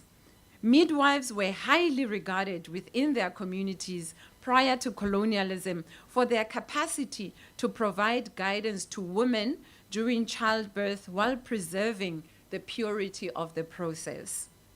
During the colonial era, Indigenous midwifery methods were systematically marginalized and deemed unscientific due to the imposition of the Western biomedical concepts. This alteration symbolized the overall colonial aim to control and govern Indigenous knowledge systems, particularly those vital to women's reproductive health. So the ways in which women's bodies became medicalized and the process of birthing was seen as a medical process, and that as if there's something wrong when a woman is pregnant or is going to give birth. South Africa's colonial project, which prioritized Western medical models over Indigenous practices, is directly responsible for the marginalization of IKS in midwifery. The marginalization of Indigenous midwives, who historically provided full care to women during childbirth was part of a broader plan to restrict the knowledge system of the population. The introduction of Western biomedical models was portrayed as a sign of progress in South Africa. However, it was at the expense of IKS that had been in place for generations. In her work, Matsilo Motsei speaks about the concept of kitso e mo mading, which, if I translate, it means that knowledge is not merely acquired through education, that knowledge is in our blood and knowledge is in our ancestry. So that importance, again, of passing it on from one generation to another. So it's not an external process only. This knowledge is spiritual, it's cultural, and it's communal, and it cannot merely be understood or substituted by clinical biomedical methods, which is what has happened. The predominance of biomedical models in South Africa continues to restrict the function of indigenous midwives in formal healthcare systems. This marginalization is an extensive obstacle to the provision of culturally appropriate maternal care, particularly for women in rural areas who may prefer to give birth in a manner that is consistent with their cultural and spiritual traditions. So indigenous midwifery has been criminalized, if you will, because you need to follow certain protocols and certain procedures. So the knowledge keepers, the elders, the mothers, the indigenous midwives have been criminalized. But as African people, as indigenous people, we remain resilient. We know Abomama. They're still continuing with the work, also because our public health system continues to fail us. So some women continue to stay at home where the likelihood of surviving is much higher than going into the Western medical system. There is therefore a need for a paradigm shift in healthcare that recognizes the value of indigenous midwifery and its ability to provide comprehensive community-based care. In order to facilitate this transition, it is imperative to restructure the power dynamics within the healthcare systems, as indigenous knowledge is frequently considered secondary to biomedical knowledge. It is important for women to have access to full range of care and options by integrating indigenous midwifery into formal healthcare systems, which will establish a model of maternal care that is inclusive of both modern and indigenous practices. And addressing the racialized role of healthcare in South Africa is also a critical component of reimagining the politics of knowledge in midwifery in particular. The current midwifery training programs are insufficiently responsive to the unique requirements of Black women, whose cultural practices are frequently marginalized. The marginalization of indigenous practices is symbolic of the broader racial hierarchies that continue to influence the healthcare system in the so-called post-apartheid South Africa, where Western biomedical models are considered the norm and indigenous practices are frequently perceived as inferior. The South African Indigenous Knowledge System policy was established 20 years ago already as a framework for the recognition and promotion of indigenous knowledges in South Africa. This IKS policy establishes a foundation for the utilization of indigenous knowledge to develop interventions that are more sustainable. However, it has not been completely implemented in practice. I actually think many people don't even know about the existence of such a policy that has been put in place at governmental level. In order for IKS to be thoroughly integrated into maternal care in particular, a commitment to policy reform that bridges the gap between recognition and practice is necessary. This entails the establishment of conditions in which Indigenous midwives can collaborate with biomedical professionals, thereby guaranteeing that women have access to diverse types of health care. Decolonizing midwifery is essential for addressing the historical and ongoing marginalization of IKS in maternal health care. The displacement of Indigenous midwives through colonial medicalization can be understood as a disruption of a broader healing process, one that not only brings life into the world, but also connects the mother and the child to their community and their ancestors. The idea of when a child is born within many of our communities, that the umbilical cord is buried in the ground, is a very significant point and a very significant process, because it symbolizes the connectedness of me to the earth, and that I will forever be rooted because my umbilical cord is also rooted in the ground, and that connection between the land and me as a person. And what the medicalization of midwifery has done is that it has cut that connection. And what we think about when we think about the umbilical cord or the placenta is that often it's looked at as medical waste. So giving birth at the hospital also has these implications in terms of what does it mean for me to want to hold on to the umbilical cord so that I can go bury it, to make sure that my child is rooted in the earth. And then one wonders also again about some of the challenges that we continue to experience in the world, in our communities. Could it be that we are not rooted anywhere, and that's why we are just flowing everywhere? The colonial project aimed to break the spiritual connections of the birthing system and of the Indigenous midwifery by reducing birth to a strictly biological event that necessitates medical intervention. This removed it from the control of the women themselves and from the Indigenous midwives and also from their communities. Because the process of birthing was never just about the woman. It was in relation to the family, in relation to the community. So it was actually a whole event, and not just about bringing a child into the world, making sure the child is healthy, and then we move on in the world. So healing and rethinking anew means reconnecting to the spaces and places of our ancestors that have for a long time been trampled upon and privatized. From a decolonial standpoint, the reintegration of IKS into maternal health care involves the reclamation of the autonomy over women's bodies and their reproductive health. Indigenous midwifery techniques provide a care paradigm that honors the woman's autonomy and their cultural identity.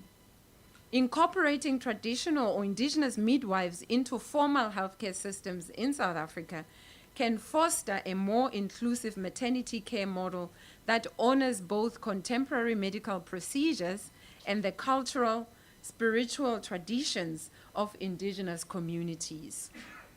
Addressing the patriarchal, on the other side, structures within healthcare systems is also necessary for the integration of IKS into midwifery.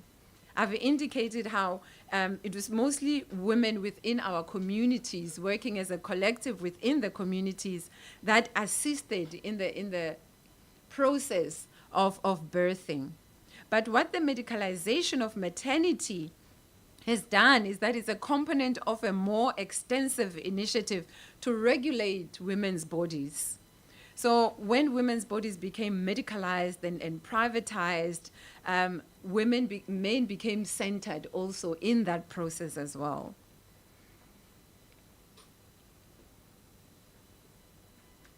Men or male-dominated medical institutions took over. This change not only marginalized women's knowledge, but also transferred the control of childbirth from women to male medical professionals. We know as we go back and how women were, they still are, continue to be excluded. But when we go back, we know how women were relegated to the margin.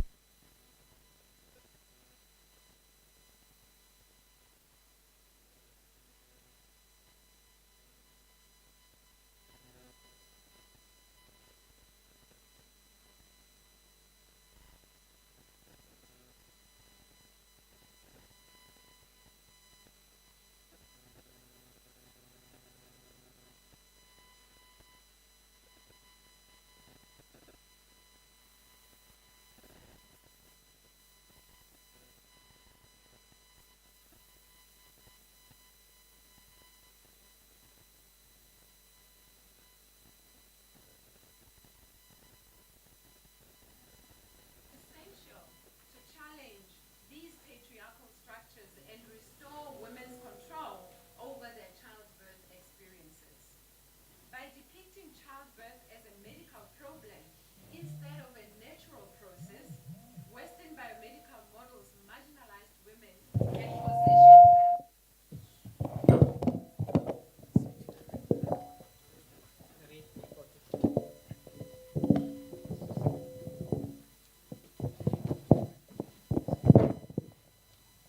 Sorry about that, Thomas.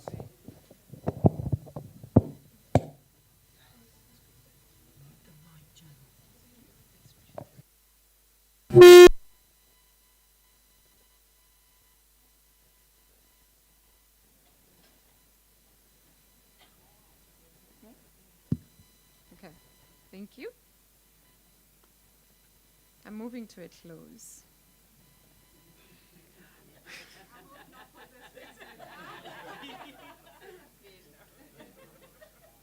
I feel attacked by these. By depicting childbirth as a medical problem instead of a natural process, Western biomedical models marginalized women and positioned them as a passive recipients of care rather than active participants in their birthing experiences. South Africa's maternal recommendations stipulate, in principle, that women should have the autonomy to determine their childbirth positions. However, this is seldom implemented. Although upright positions have been documented to offer benefits such as improved labor progress, increased pelvic outlet, and fewer perineal injuries, the supine position remains the predominant method in healthcare settings. So women are forced to give birth while lying down facing up, even though that's one of the reasons why sometimes birth becomes complicated and difficult. Because when you look at and engage with the indigenous midwives, and in many of the indigenous communities, the positions that women are in when they give birth also contributes to how easy the giving birth process is going to be. But what the biomedical model system does is for the convenience of the medical practitioner. It's not for the convenience of the woman. And so we then have obstetric violence, right, where women are slapped, they are shouted at, they are beaten because they are refusing to cooperate. So when a woman wants to stand up and she wants to squat, you are being very problematic, and she wants to walk around, and you are deemed as being a problem as a patient. Except the instinct, the body tells you what it wants to do, what's going to be convenient. But because we have scientific methods that have been studied and researched, that's what we're going to follow. And what then tends to happen is that there's a lot of violence that the women experience when they respond to a natural process that is happening in their bodies. And this is where, and this is why indigenous knowledge systems become very important. We have public health systems that are overwhelmed But even though that's the case, there does not seem to be a willingness to open up the space, because we have many Indigenous midwives in our communities that could also assist and work alongside the healthcare practitioners that we already have to assist, first of all, in understanding the processes of giving birth from multiple perspectives, not understanding giving birth in this universal way, which we know as we look at IKS that that is not the only way, and sometimes that is not even the best way. However, we continue to have these challenges. Working with the women in the communities, one of the things that Bomama say is, you know, when you are pregnant, you're supposed to go for antenatal care, there's prenatal care, and these are the steps and the processes you have to go through to make sure that everything is okay and that you deliver a healthy baby, and there's nothing wrong with that.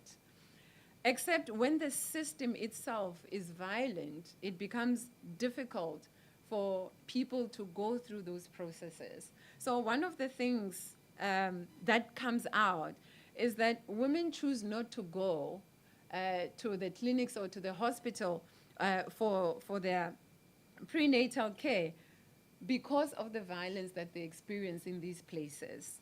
And unfortunately, when we're looking at it from policy position, the understanding is that, these women who do not understand what's important for them, these women who don't understand that it's important for you to go to this prenatal care for the benefit of your child, and assuming that women are not going because they don't understand the importance of the process, except women are not going because of the disrespect, because of the violence, and they'd rather stay at home and only go when they're in labor. And so that conversation, the importance of understanding, also not making presumptions about what the challenge is also very important. So one goes, you have your first child, and then you swear never again will you go for the antenatal care for your next child and subsequent children that are going to come. So when we do not engage and be in conversation with each other in terms of understanding what the issues are in our communities and imposing things in our communities, we shall continue sitting with the kinds of challenges that we are confronted with today. And this is also, again, because of the disrespect and the assumption that people do not know what's good for them or what's right for them. And sadly, that's what the Euro-Western ways of doing things assumes against those who they perceive not to know better.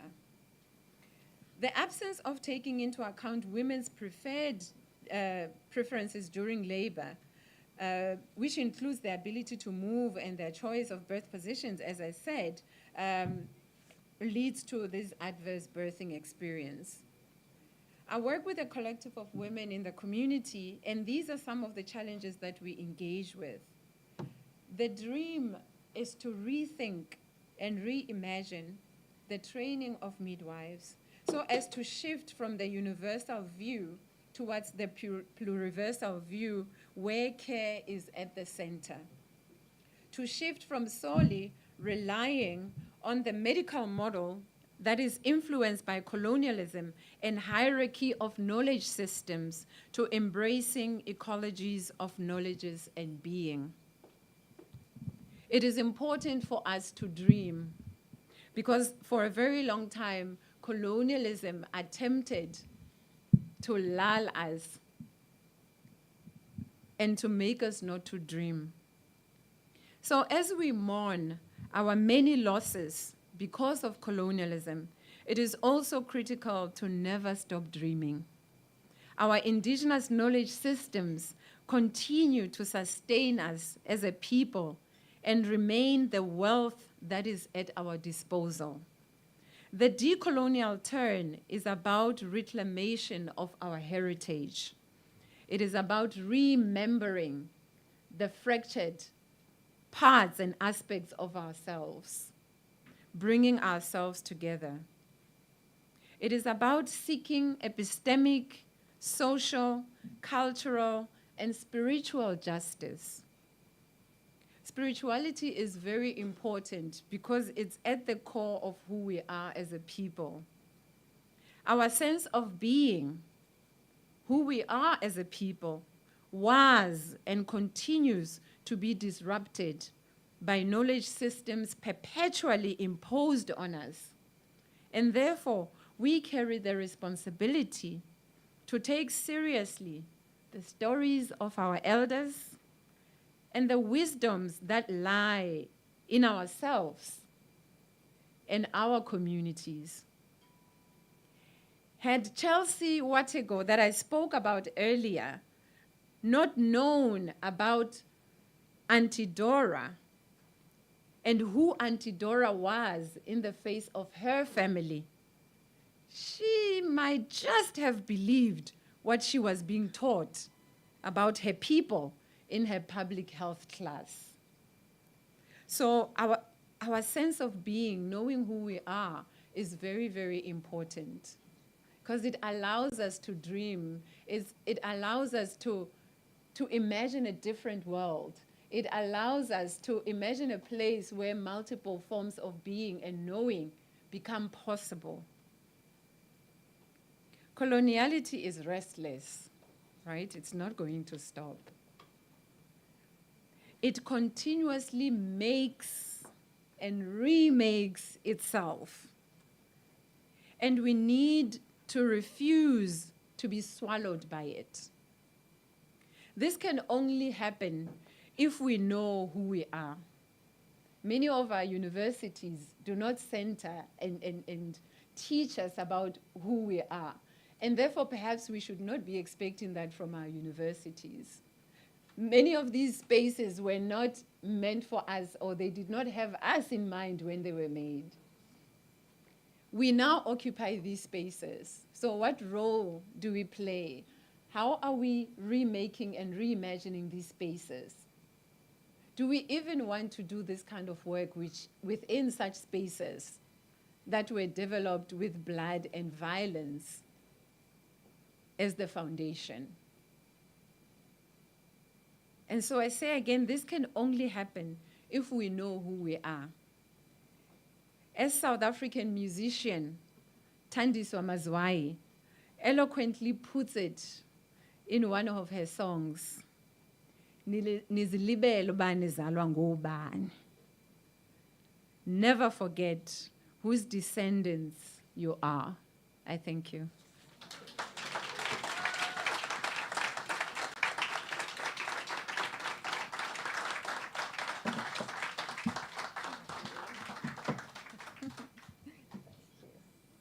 Thank you, Professor Sekgalo. Can you hear me? Yes, you can? All right. No? I'll use this one. Yeah, I'll use this one. I know we're running slightly late, but I don't want you to leave because I do think it's really important and critical that we have some engagement after your talk. I want to say this, Professor Sekgalo, thank you for delivering a really powerful offering of, as you said, questions, critiques, and provocations that bring us into our immediate dialogue, really, really critical issues that have got to do with the ongoing necro-siege on people deemed to be less than human. That challenge us to transcend epistemologies of ignorance and epistemologies of privilege that shape how marginalized people, right, think about their lives, how their lives are theorized, and who does this theorizing about their lives. You issue a really, really important call for us to commit to the task of writing, as you said, our own truth that can happen only through counter-narrating, through remembering, through relearning, recuperating. And you also issue a really important invitation to us to do the work of theorizing, of our lives, of liberation, and the ways in which indigenous knowledge systems can help to bring us closer to the center. You talked about the center. in ways that are fundamental to the pursuit of social justice, epistemic justice, cultural justice, spiritual justice. And you've certainly shown us how you strive to do this through your own work. So thank you very much for that. Before I ask that we take some questions, I want to say, and I echo you, and I repeat what you said, let's be appalled, colleagues, comrades, friends, let's be appalled by the deaths of thousands of children in this country, on the continent, in Gaza, in other parts of the world. Let us not turn away from these horrors. Let us not become numbed by the scale of the tragedies that we see unfolding before us. So let's take a moment now, if I may, to remember the many, many innocent lives that have been taken. Thank you.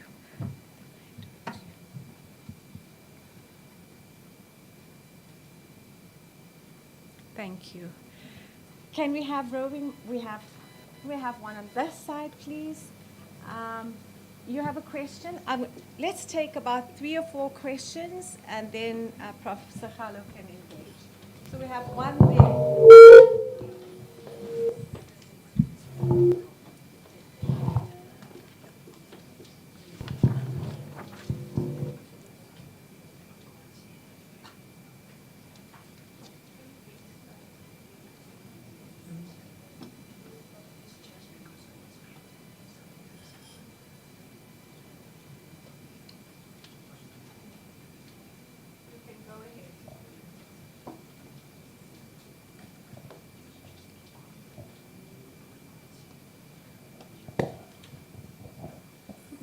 Thank you, Professor Sekgalo, for your provocation.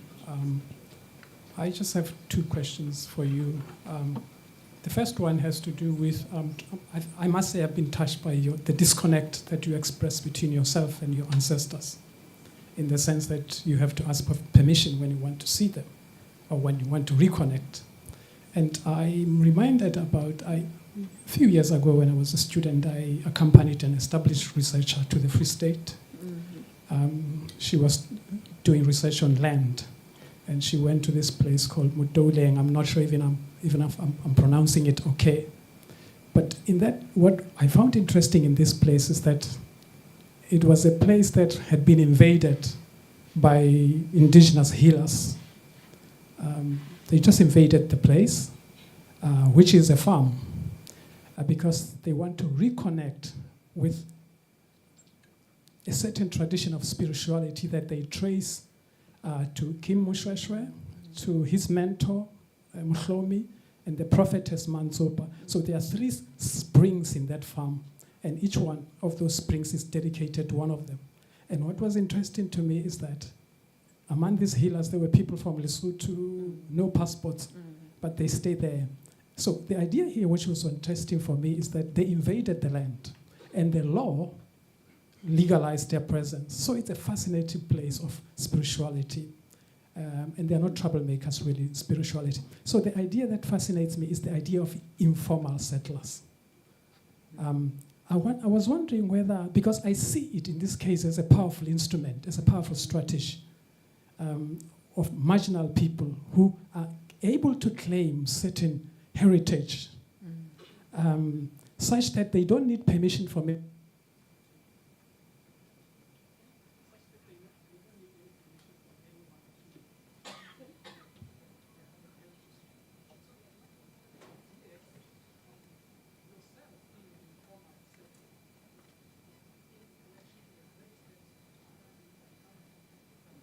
Check. I'm wondering when developing, thinking about strategies in the future, because I'm worried that you might be given a red card at some point, that you may not be allowed to get to this place that you want to go to. So thinking about yourself as an informal settler, whether such a strategy could be helpful in aiding you in the future towards bypassing possible red card. Yeah, I'm just interested in that idea of whether it, because that idea also allows us to shift the idea of indigenous, what the concept of indigenous. Could we form our strategies of claiming heritage as part of indigenous practices? And the second one really is, I'm wondering why you're surprised that there's no mourning about these kids who passed away. Why should we be surprised? I mean, there's no recognition for such bodies. They are the same as people crossing the Mediterranean who perish. Who cares about them?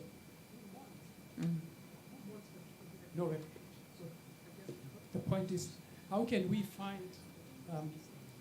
Okay, I guess the point is, how do we think about recognition to people who have no recognition, such that we can be able to mourn for them?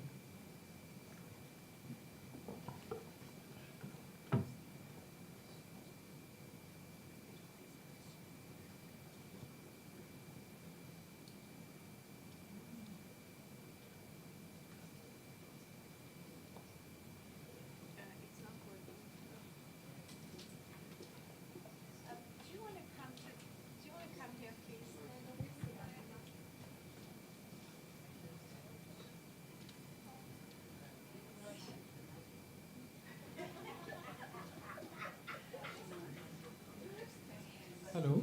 Yeah. See, I am finding we are talking about epistemic justice, epistemic justification of indigenous knowledge, etc. Like that. No, the very term epistemology or epistemizing, no, itself is something very dangerous, I find, because. I am from the background of philosophy. I have specialized in Western philosophy. So I am taking the word epistemology in a technical sense, in the context of history of philosophy, especially that of the Western philosophy. In Western philosophy, this epistemology is considered to be something superior to doxa. Doxa means opinion, practices, beliefs, experiences, and all. No, that is unknowledge or non-knowledge. So, in order to become something as knowledge, it is to be.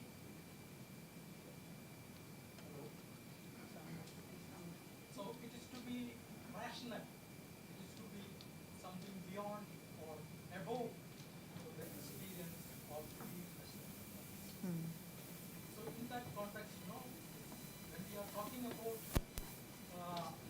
knowledge practices or people's knowledge practice, I don't want to use the words like indigenous knowledge, traditional knowledge.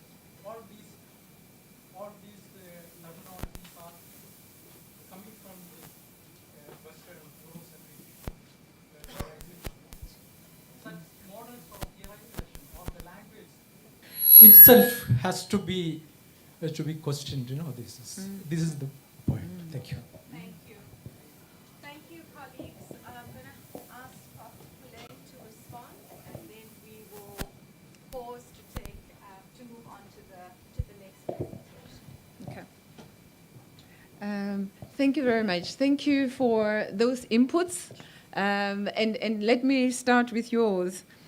And I'm reminded, it's a common phrase, I'm reminded of Audre Lorde, a feminist scholar. And she speaks of this idea of using the master's tools, right, to dismantle the master's house. And I think that's the moment where we find ourselves as scholars or as people in these spaces, that the vocabulary that we use, the languaging, is also drawing from that which already exists, which might be perceived as problematic. You speak about the idea of epistemology, which is about knowing, about knowledge, and the ways in which we imagine and think about what knowledge is, right? So about opinion and something that is superior, about the beliefs that people have. And the idea, I think, here was the ways in which we've always spoken about epistemology is that it's always been that, epistemology in the singular, because there's an understanding that there's only a particular way of knowing, of understanding the world, of imagining the world, and coming into that conversation and saying, opening that up to speak about epistemologies, that there are different beliefs, there are different opinions, that no knowledge should be deemed as being superior than the other. For a very long time, what colonialism has done is that there's only one way of knowing and being, and that way of knowing, the Euro-Western way, is the superior knowledge, and everything else does not matter, it does not count. I think I take your point that as we continue to reflect together, we should also reflect and critique even the very terms or terminologies that we use, and actually ask ourselves, what is it that we're doing if we continue to perpetuate that, even though we're challenging, but we're challenging using the very problematic vocabulary or language. And I think that remains work in progress as we collectively figure things out. That is it enough to just say, we're opening it up, we're saying we should be talking about epistemologies and not just an epistemology.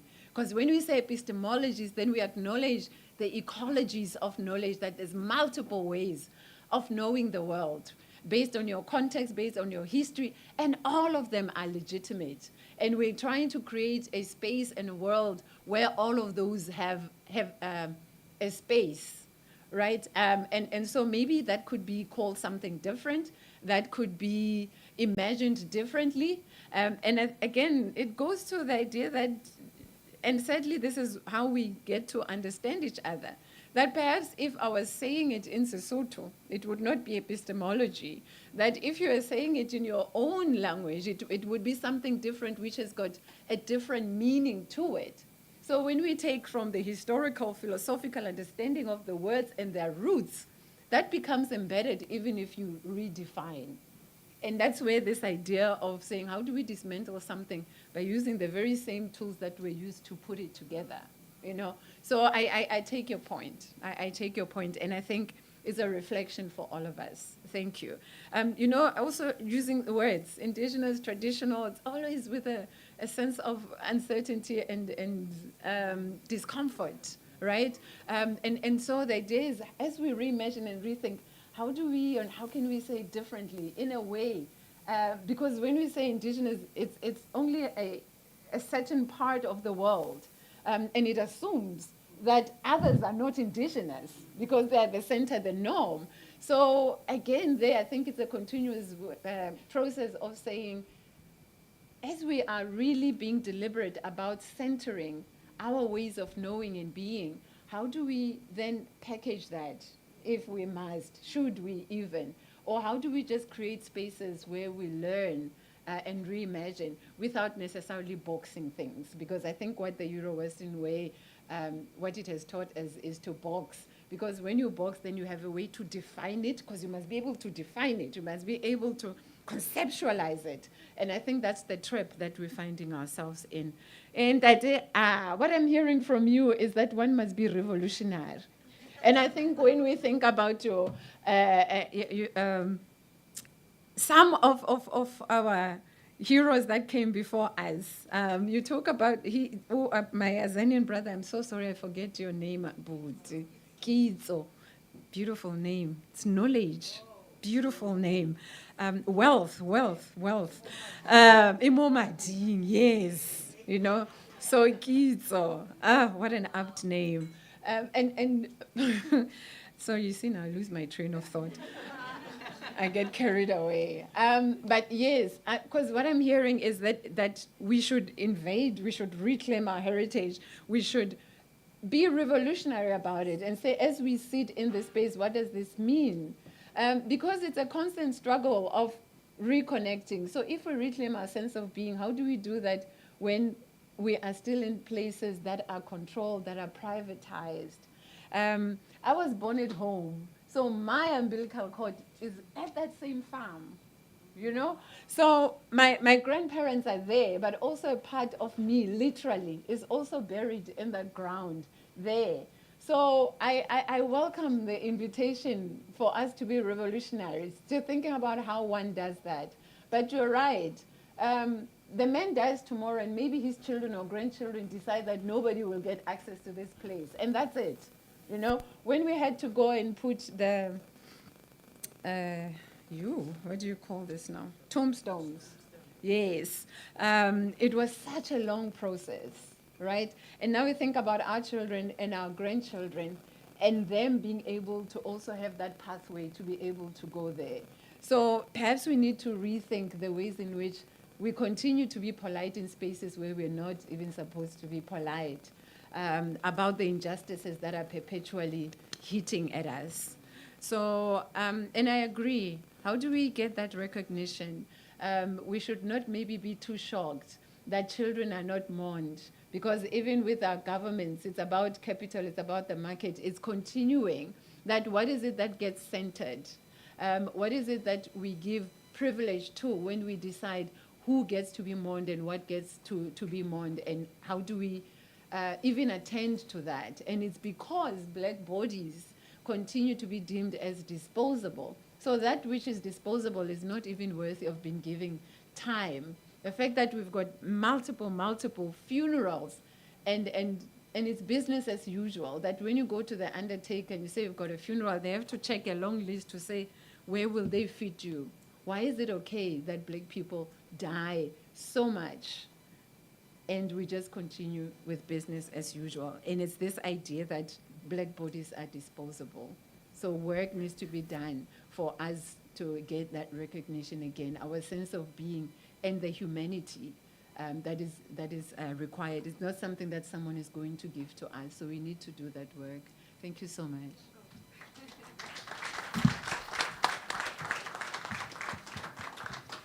Thank you so much. And to let you know just how grateful we are, I believe Knox and Simone,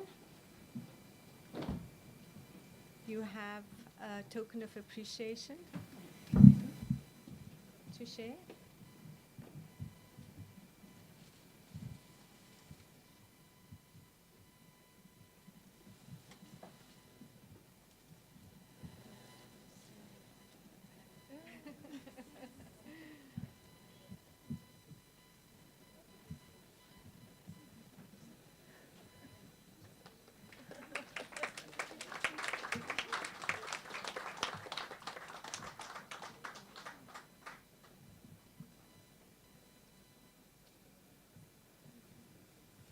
Thank you, Prof. Sechalo. Colleagues, I know we're running late, but you all look very engaged and you don't look hungry, so we'll keep going. Prof. Teresa, thank you for your patience. I've introduced you, so I'll simply hand over to you. So this is an invited plenary session.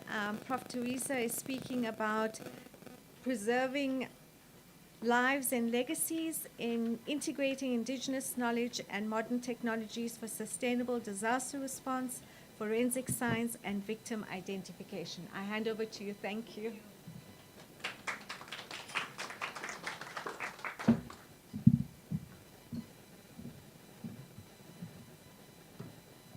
Wow, that's so heavy.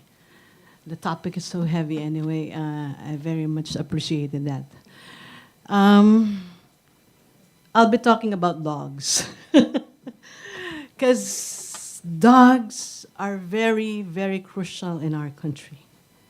And dogs, during the aftermath of typhoon, especially the native dogs, the Asong Pinoy, have this particular resilient practice to locate the survivors. Unlike those imported dogs that we're waiting for in order to retrieve those dead bodies. I don't know what's happening with our government because they're waiting for those imported dogs, not using our local dogs in order to retrieve those specific dead bodies. So my talk is about the disaster victim investigation. I'm not supposed to have this argument with a specific discipline about forensic science because it is just starting in our country, recognizing not just pathology, but also community forensic. Thank you. I'm small.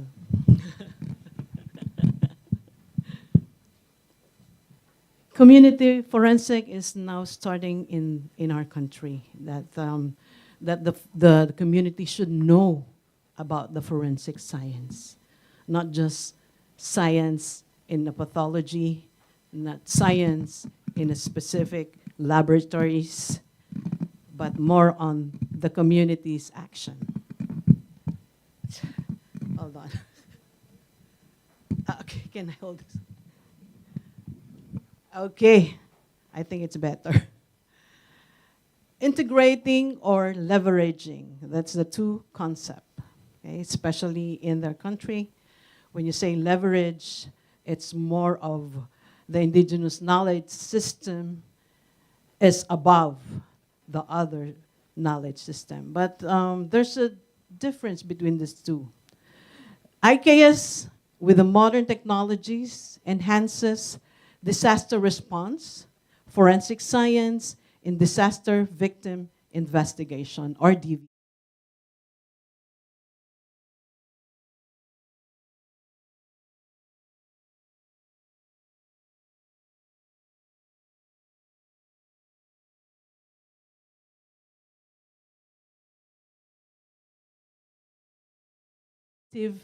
And technologically advanced. I'm okay with this. Thank you.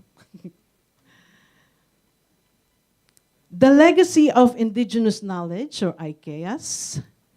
Indigenous communities worldwide have adapted to their environment over centuries, developing deep practical knowledge. Like, for example, those people in Agusan del Sur, the Manobo people, one of the indigenous group, build their homes in stilts, a practice that helps them survive in recurring floods. Okay. You can see their school, if there are floods, the school is also floating above.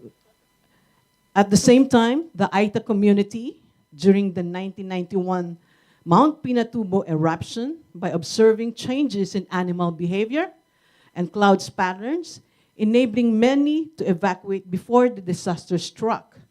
This example shows how indigenous knowledge is not only practical, but also life-saving.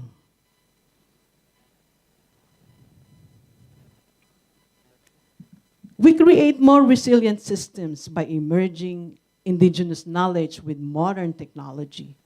For example, Manobo's flood preparation can be paired with NOAA, which uses satellite imagery and weather data to predict floods. These combinations can strengthen community preparedness and enhances response capabilities.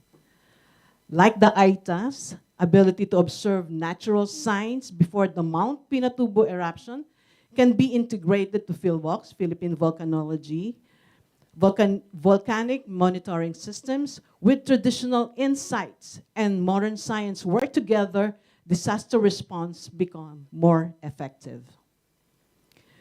In farming, the early blooming trees like the kaimito or the star apple, dap-dap, signals the arrival of typhoon season.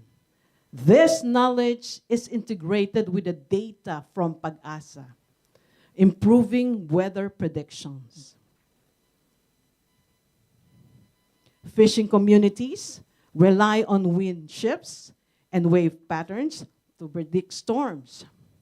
Combined with satellite data, this traditional observation can make early warning more accurate for coastal communities. In the case of Tacloban, the Typhoon Haiyan Yolanda, let's now look at Tacloban example during Yolanda 2013. This highlights the strength and limitations of indigenous knowledge and the modern technology. In Tacloban, many communities relied on traditional understanding of weather, observing the wind, water behavior changes. Some people evacuated to higher ground based on their generational knowledge of safe areas. However, Typhoon Hayan's intensify overwhelmed these traditional systems. Modern forecasts by Pag-asa and other international agencies accurately predicted the storm surge. Still, many people were unprepared for its unprecedented strength, like convincing the communities to stay at temporary shelters. They convinced the people to stay based on the recommendation of the government, not based on the perception of the local community. The comparative table, as an example, Tacloban indigenous knowledge versus modern technology, predictive, like observing wind shifts, animal behavior, and local signs, plus satellite, weather models, storm, and surge map. It's effective. Accuracy, this is based on the people living in that particular area and not living outside that particular area. Versus the high accurate, they said it's high accurate in predicting storm surge and intensity.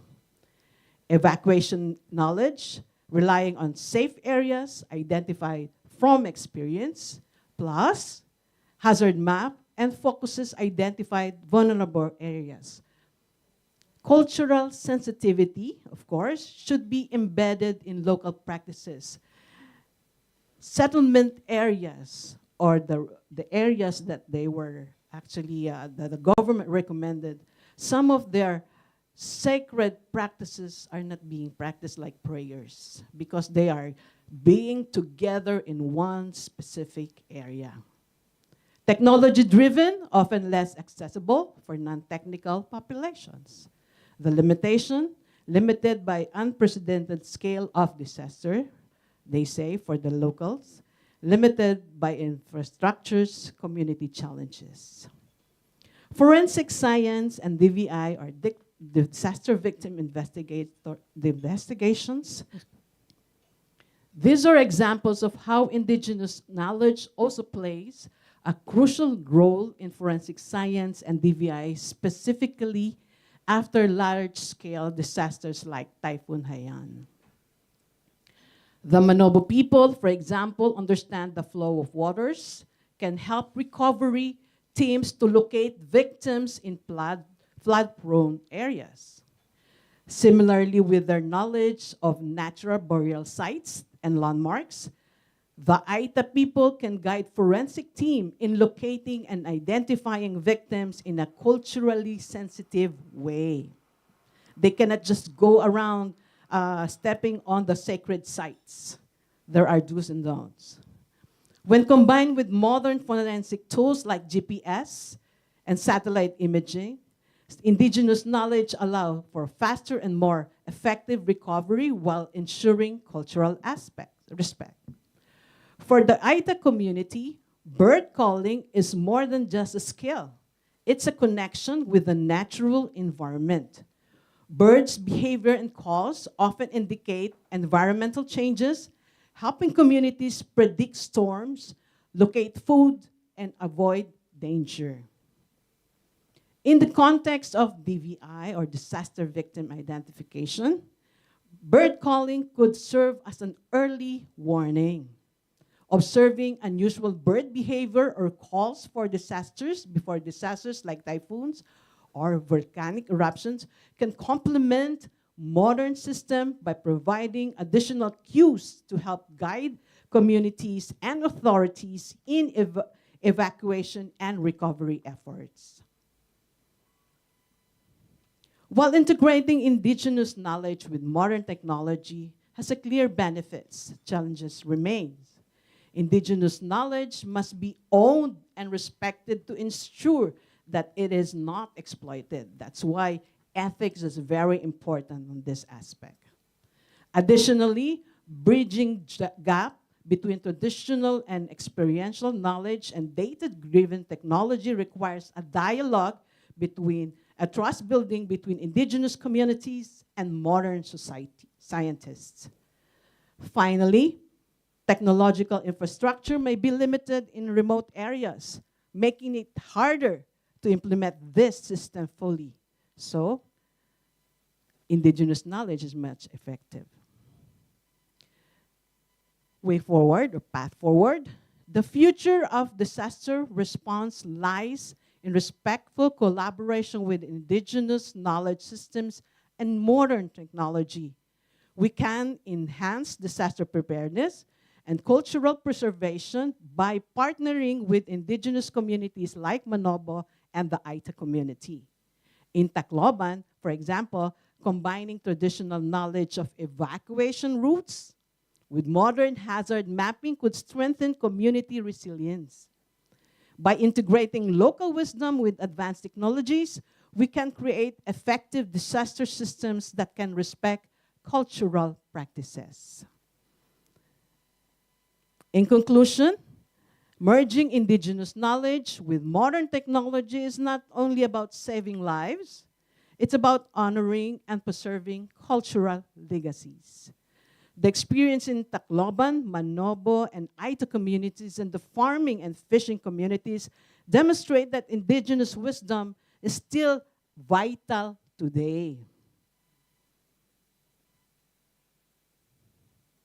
I will end my presentation with Norman King. He's our Aita, with his bird call.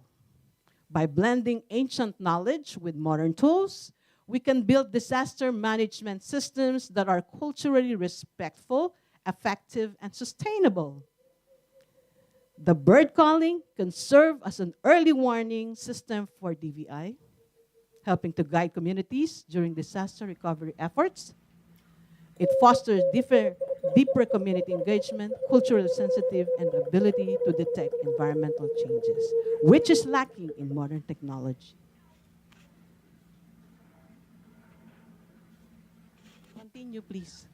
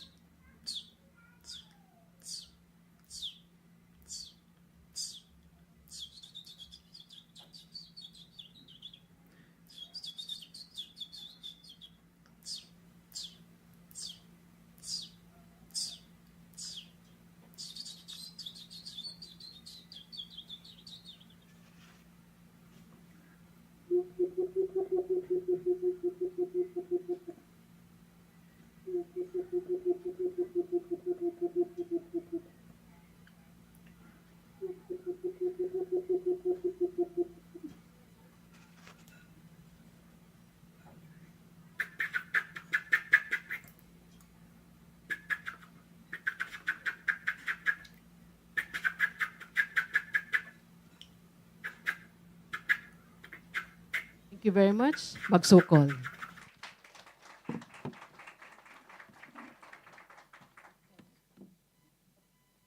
Thank you so much. That was really, really interesting, and I thought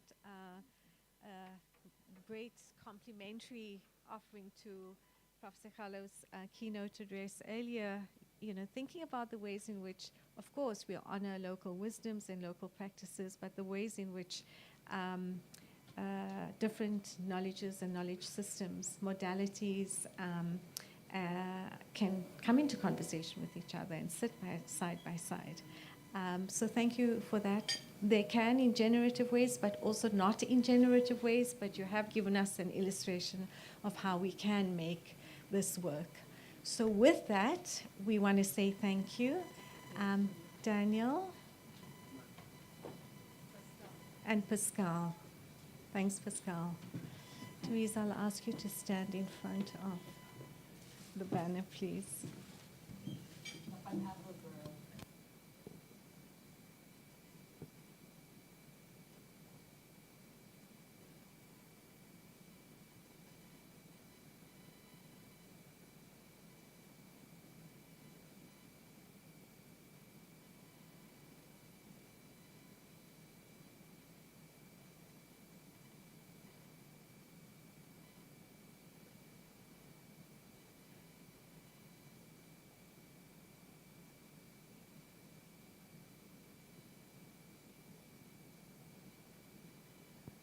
Thank you, colleagues.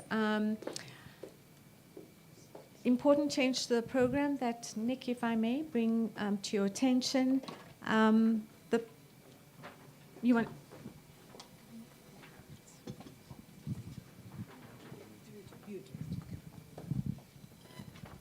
Sorry, this is for those that have downloaded the program on the website. This change has been made, but it's just not there in the physical program. So we're all going to go down for lunch now, and as I said earlier, lunch is on the first floor. So in the elevator, you just push 1, and then we'll ground. Sorry, sure. I shouldn't have got this job. Ground.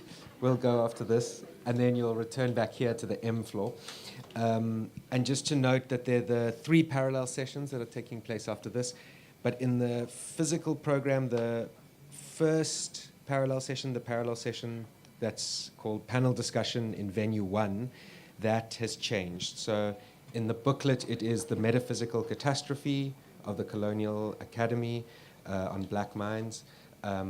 This panel discussion will unfortunately no longer happen, so it's been replaced with the one that you can find online, which is entitled Indigenous Knowledges and Education, Transforming Pedagogies and Practice, and it's a multi-country roundtable discussion. I'm in it with a lot of very esteemed professors, Prof. Rosa, Prof. Azwi, Prof. Levy, Prof. Ali, and Prof. Salim. So yeah, that'll be the change in the first venue. So thank you everyone for. Excuse me. Yeah, and the other 2 venues will be 2 and 3 as it is in the book. So thank you so much, and please enjoy lunch, and we'll see you back here at 1:30. Not 1:30, 2:45. 2:45. Oh, okay, we'll move it up. Okay, 1:45, we'll move it a bit later. You're strict, hey? You're strict, hey? You know why we're running late?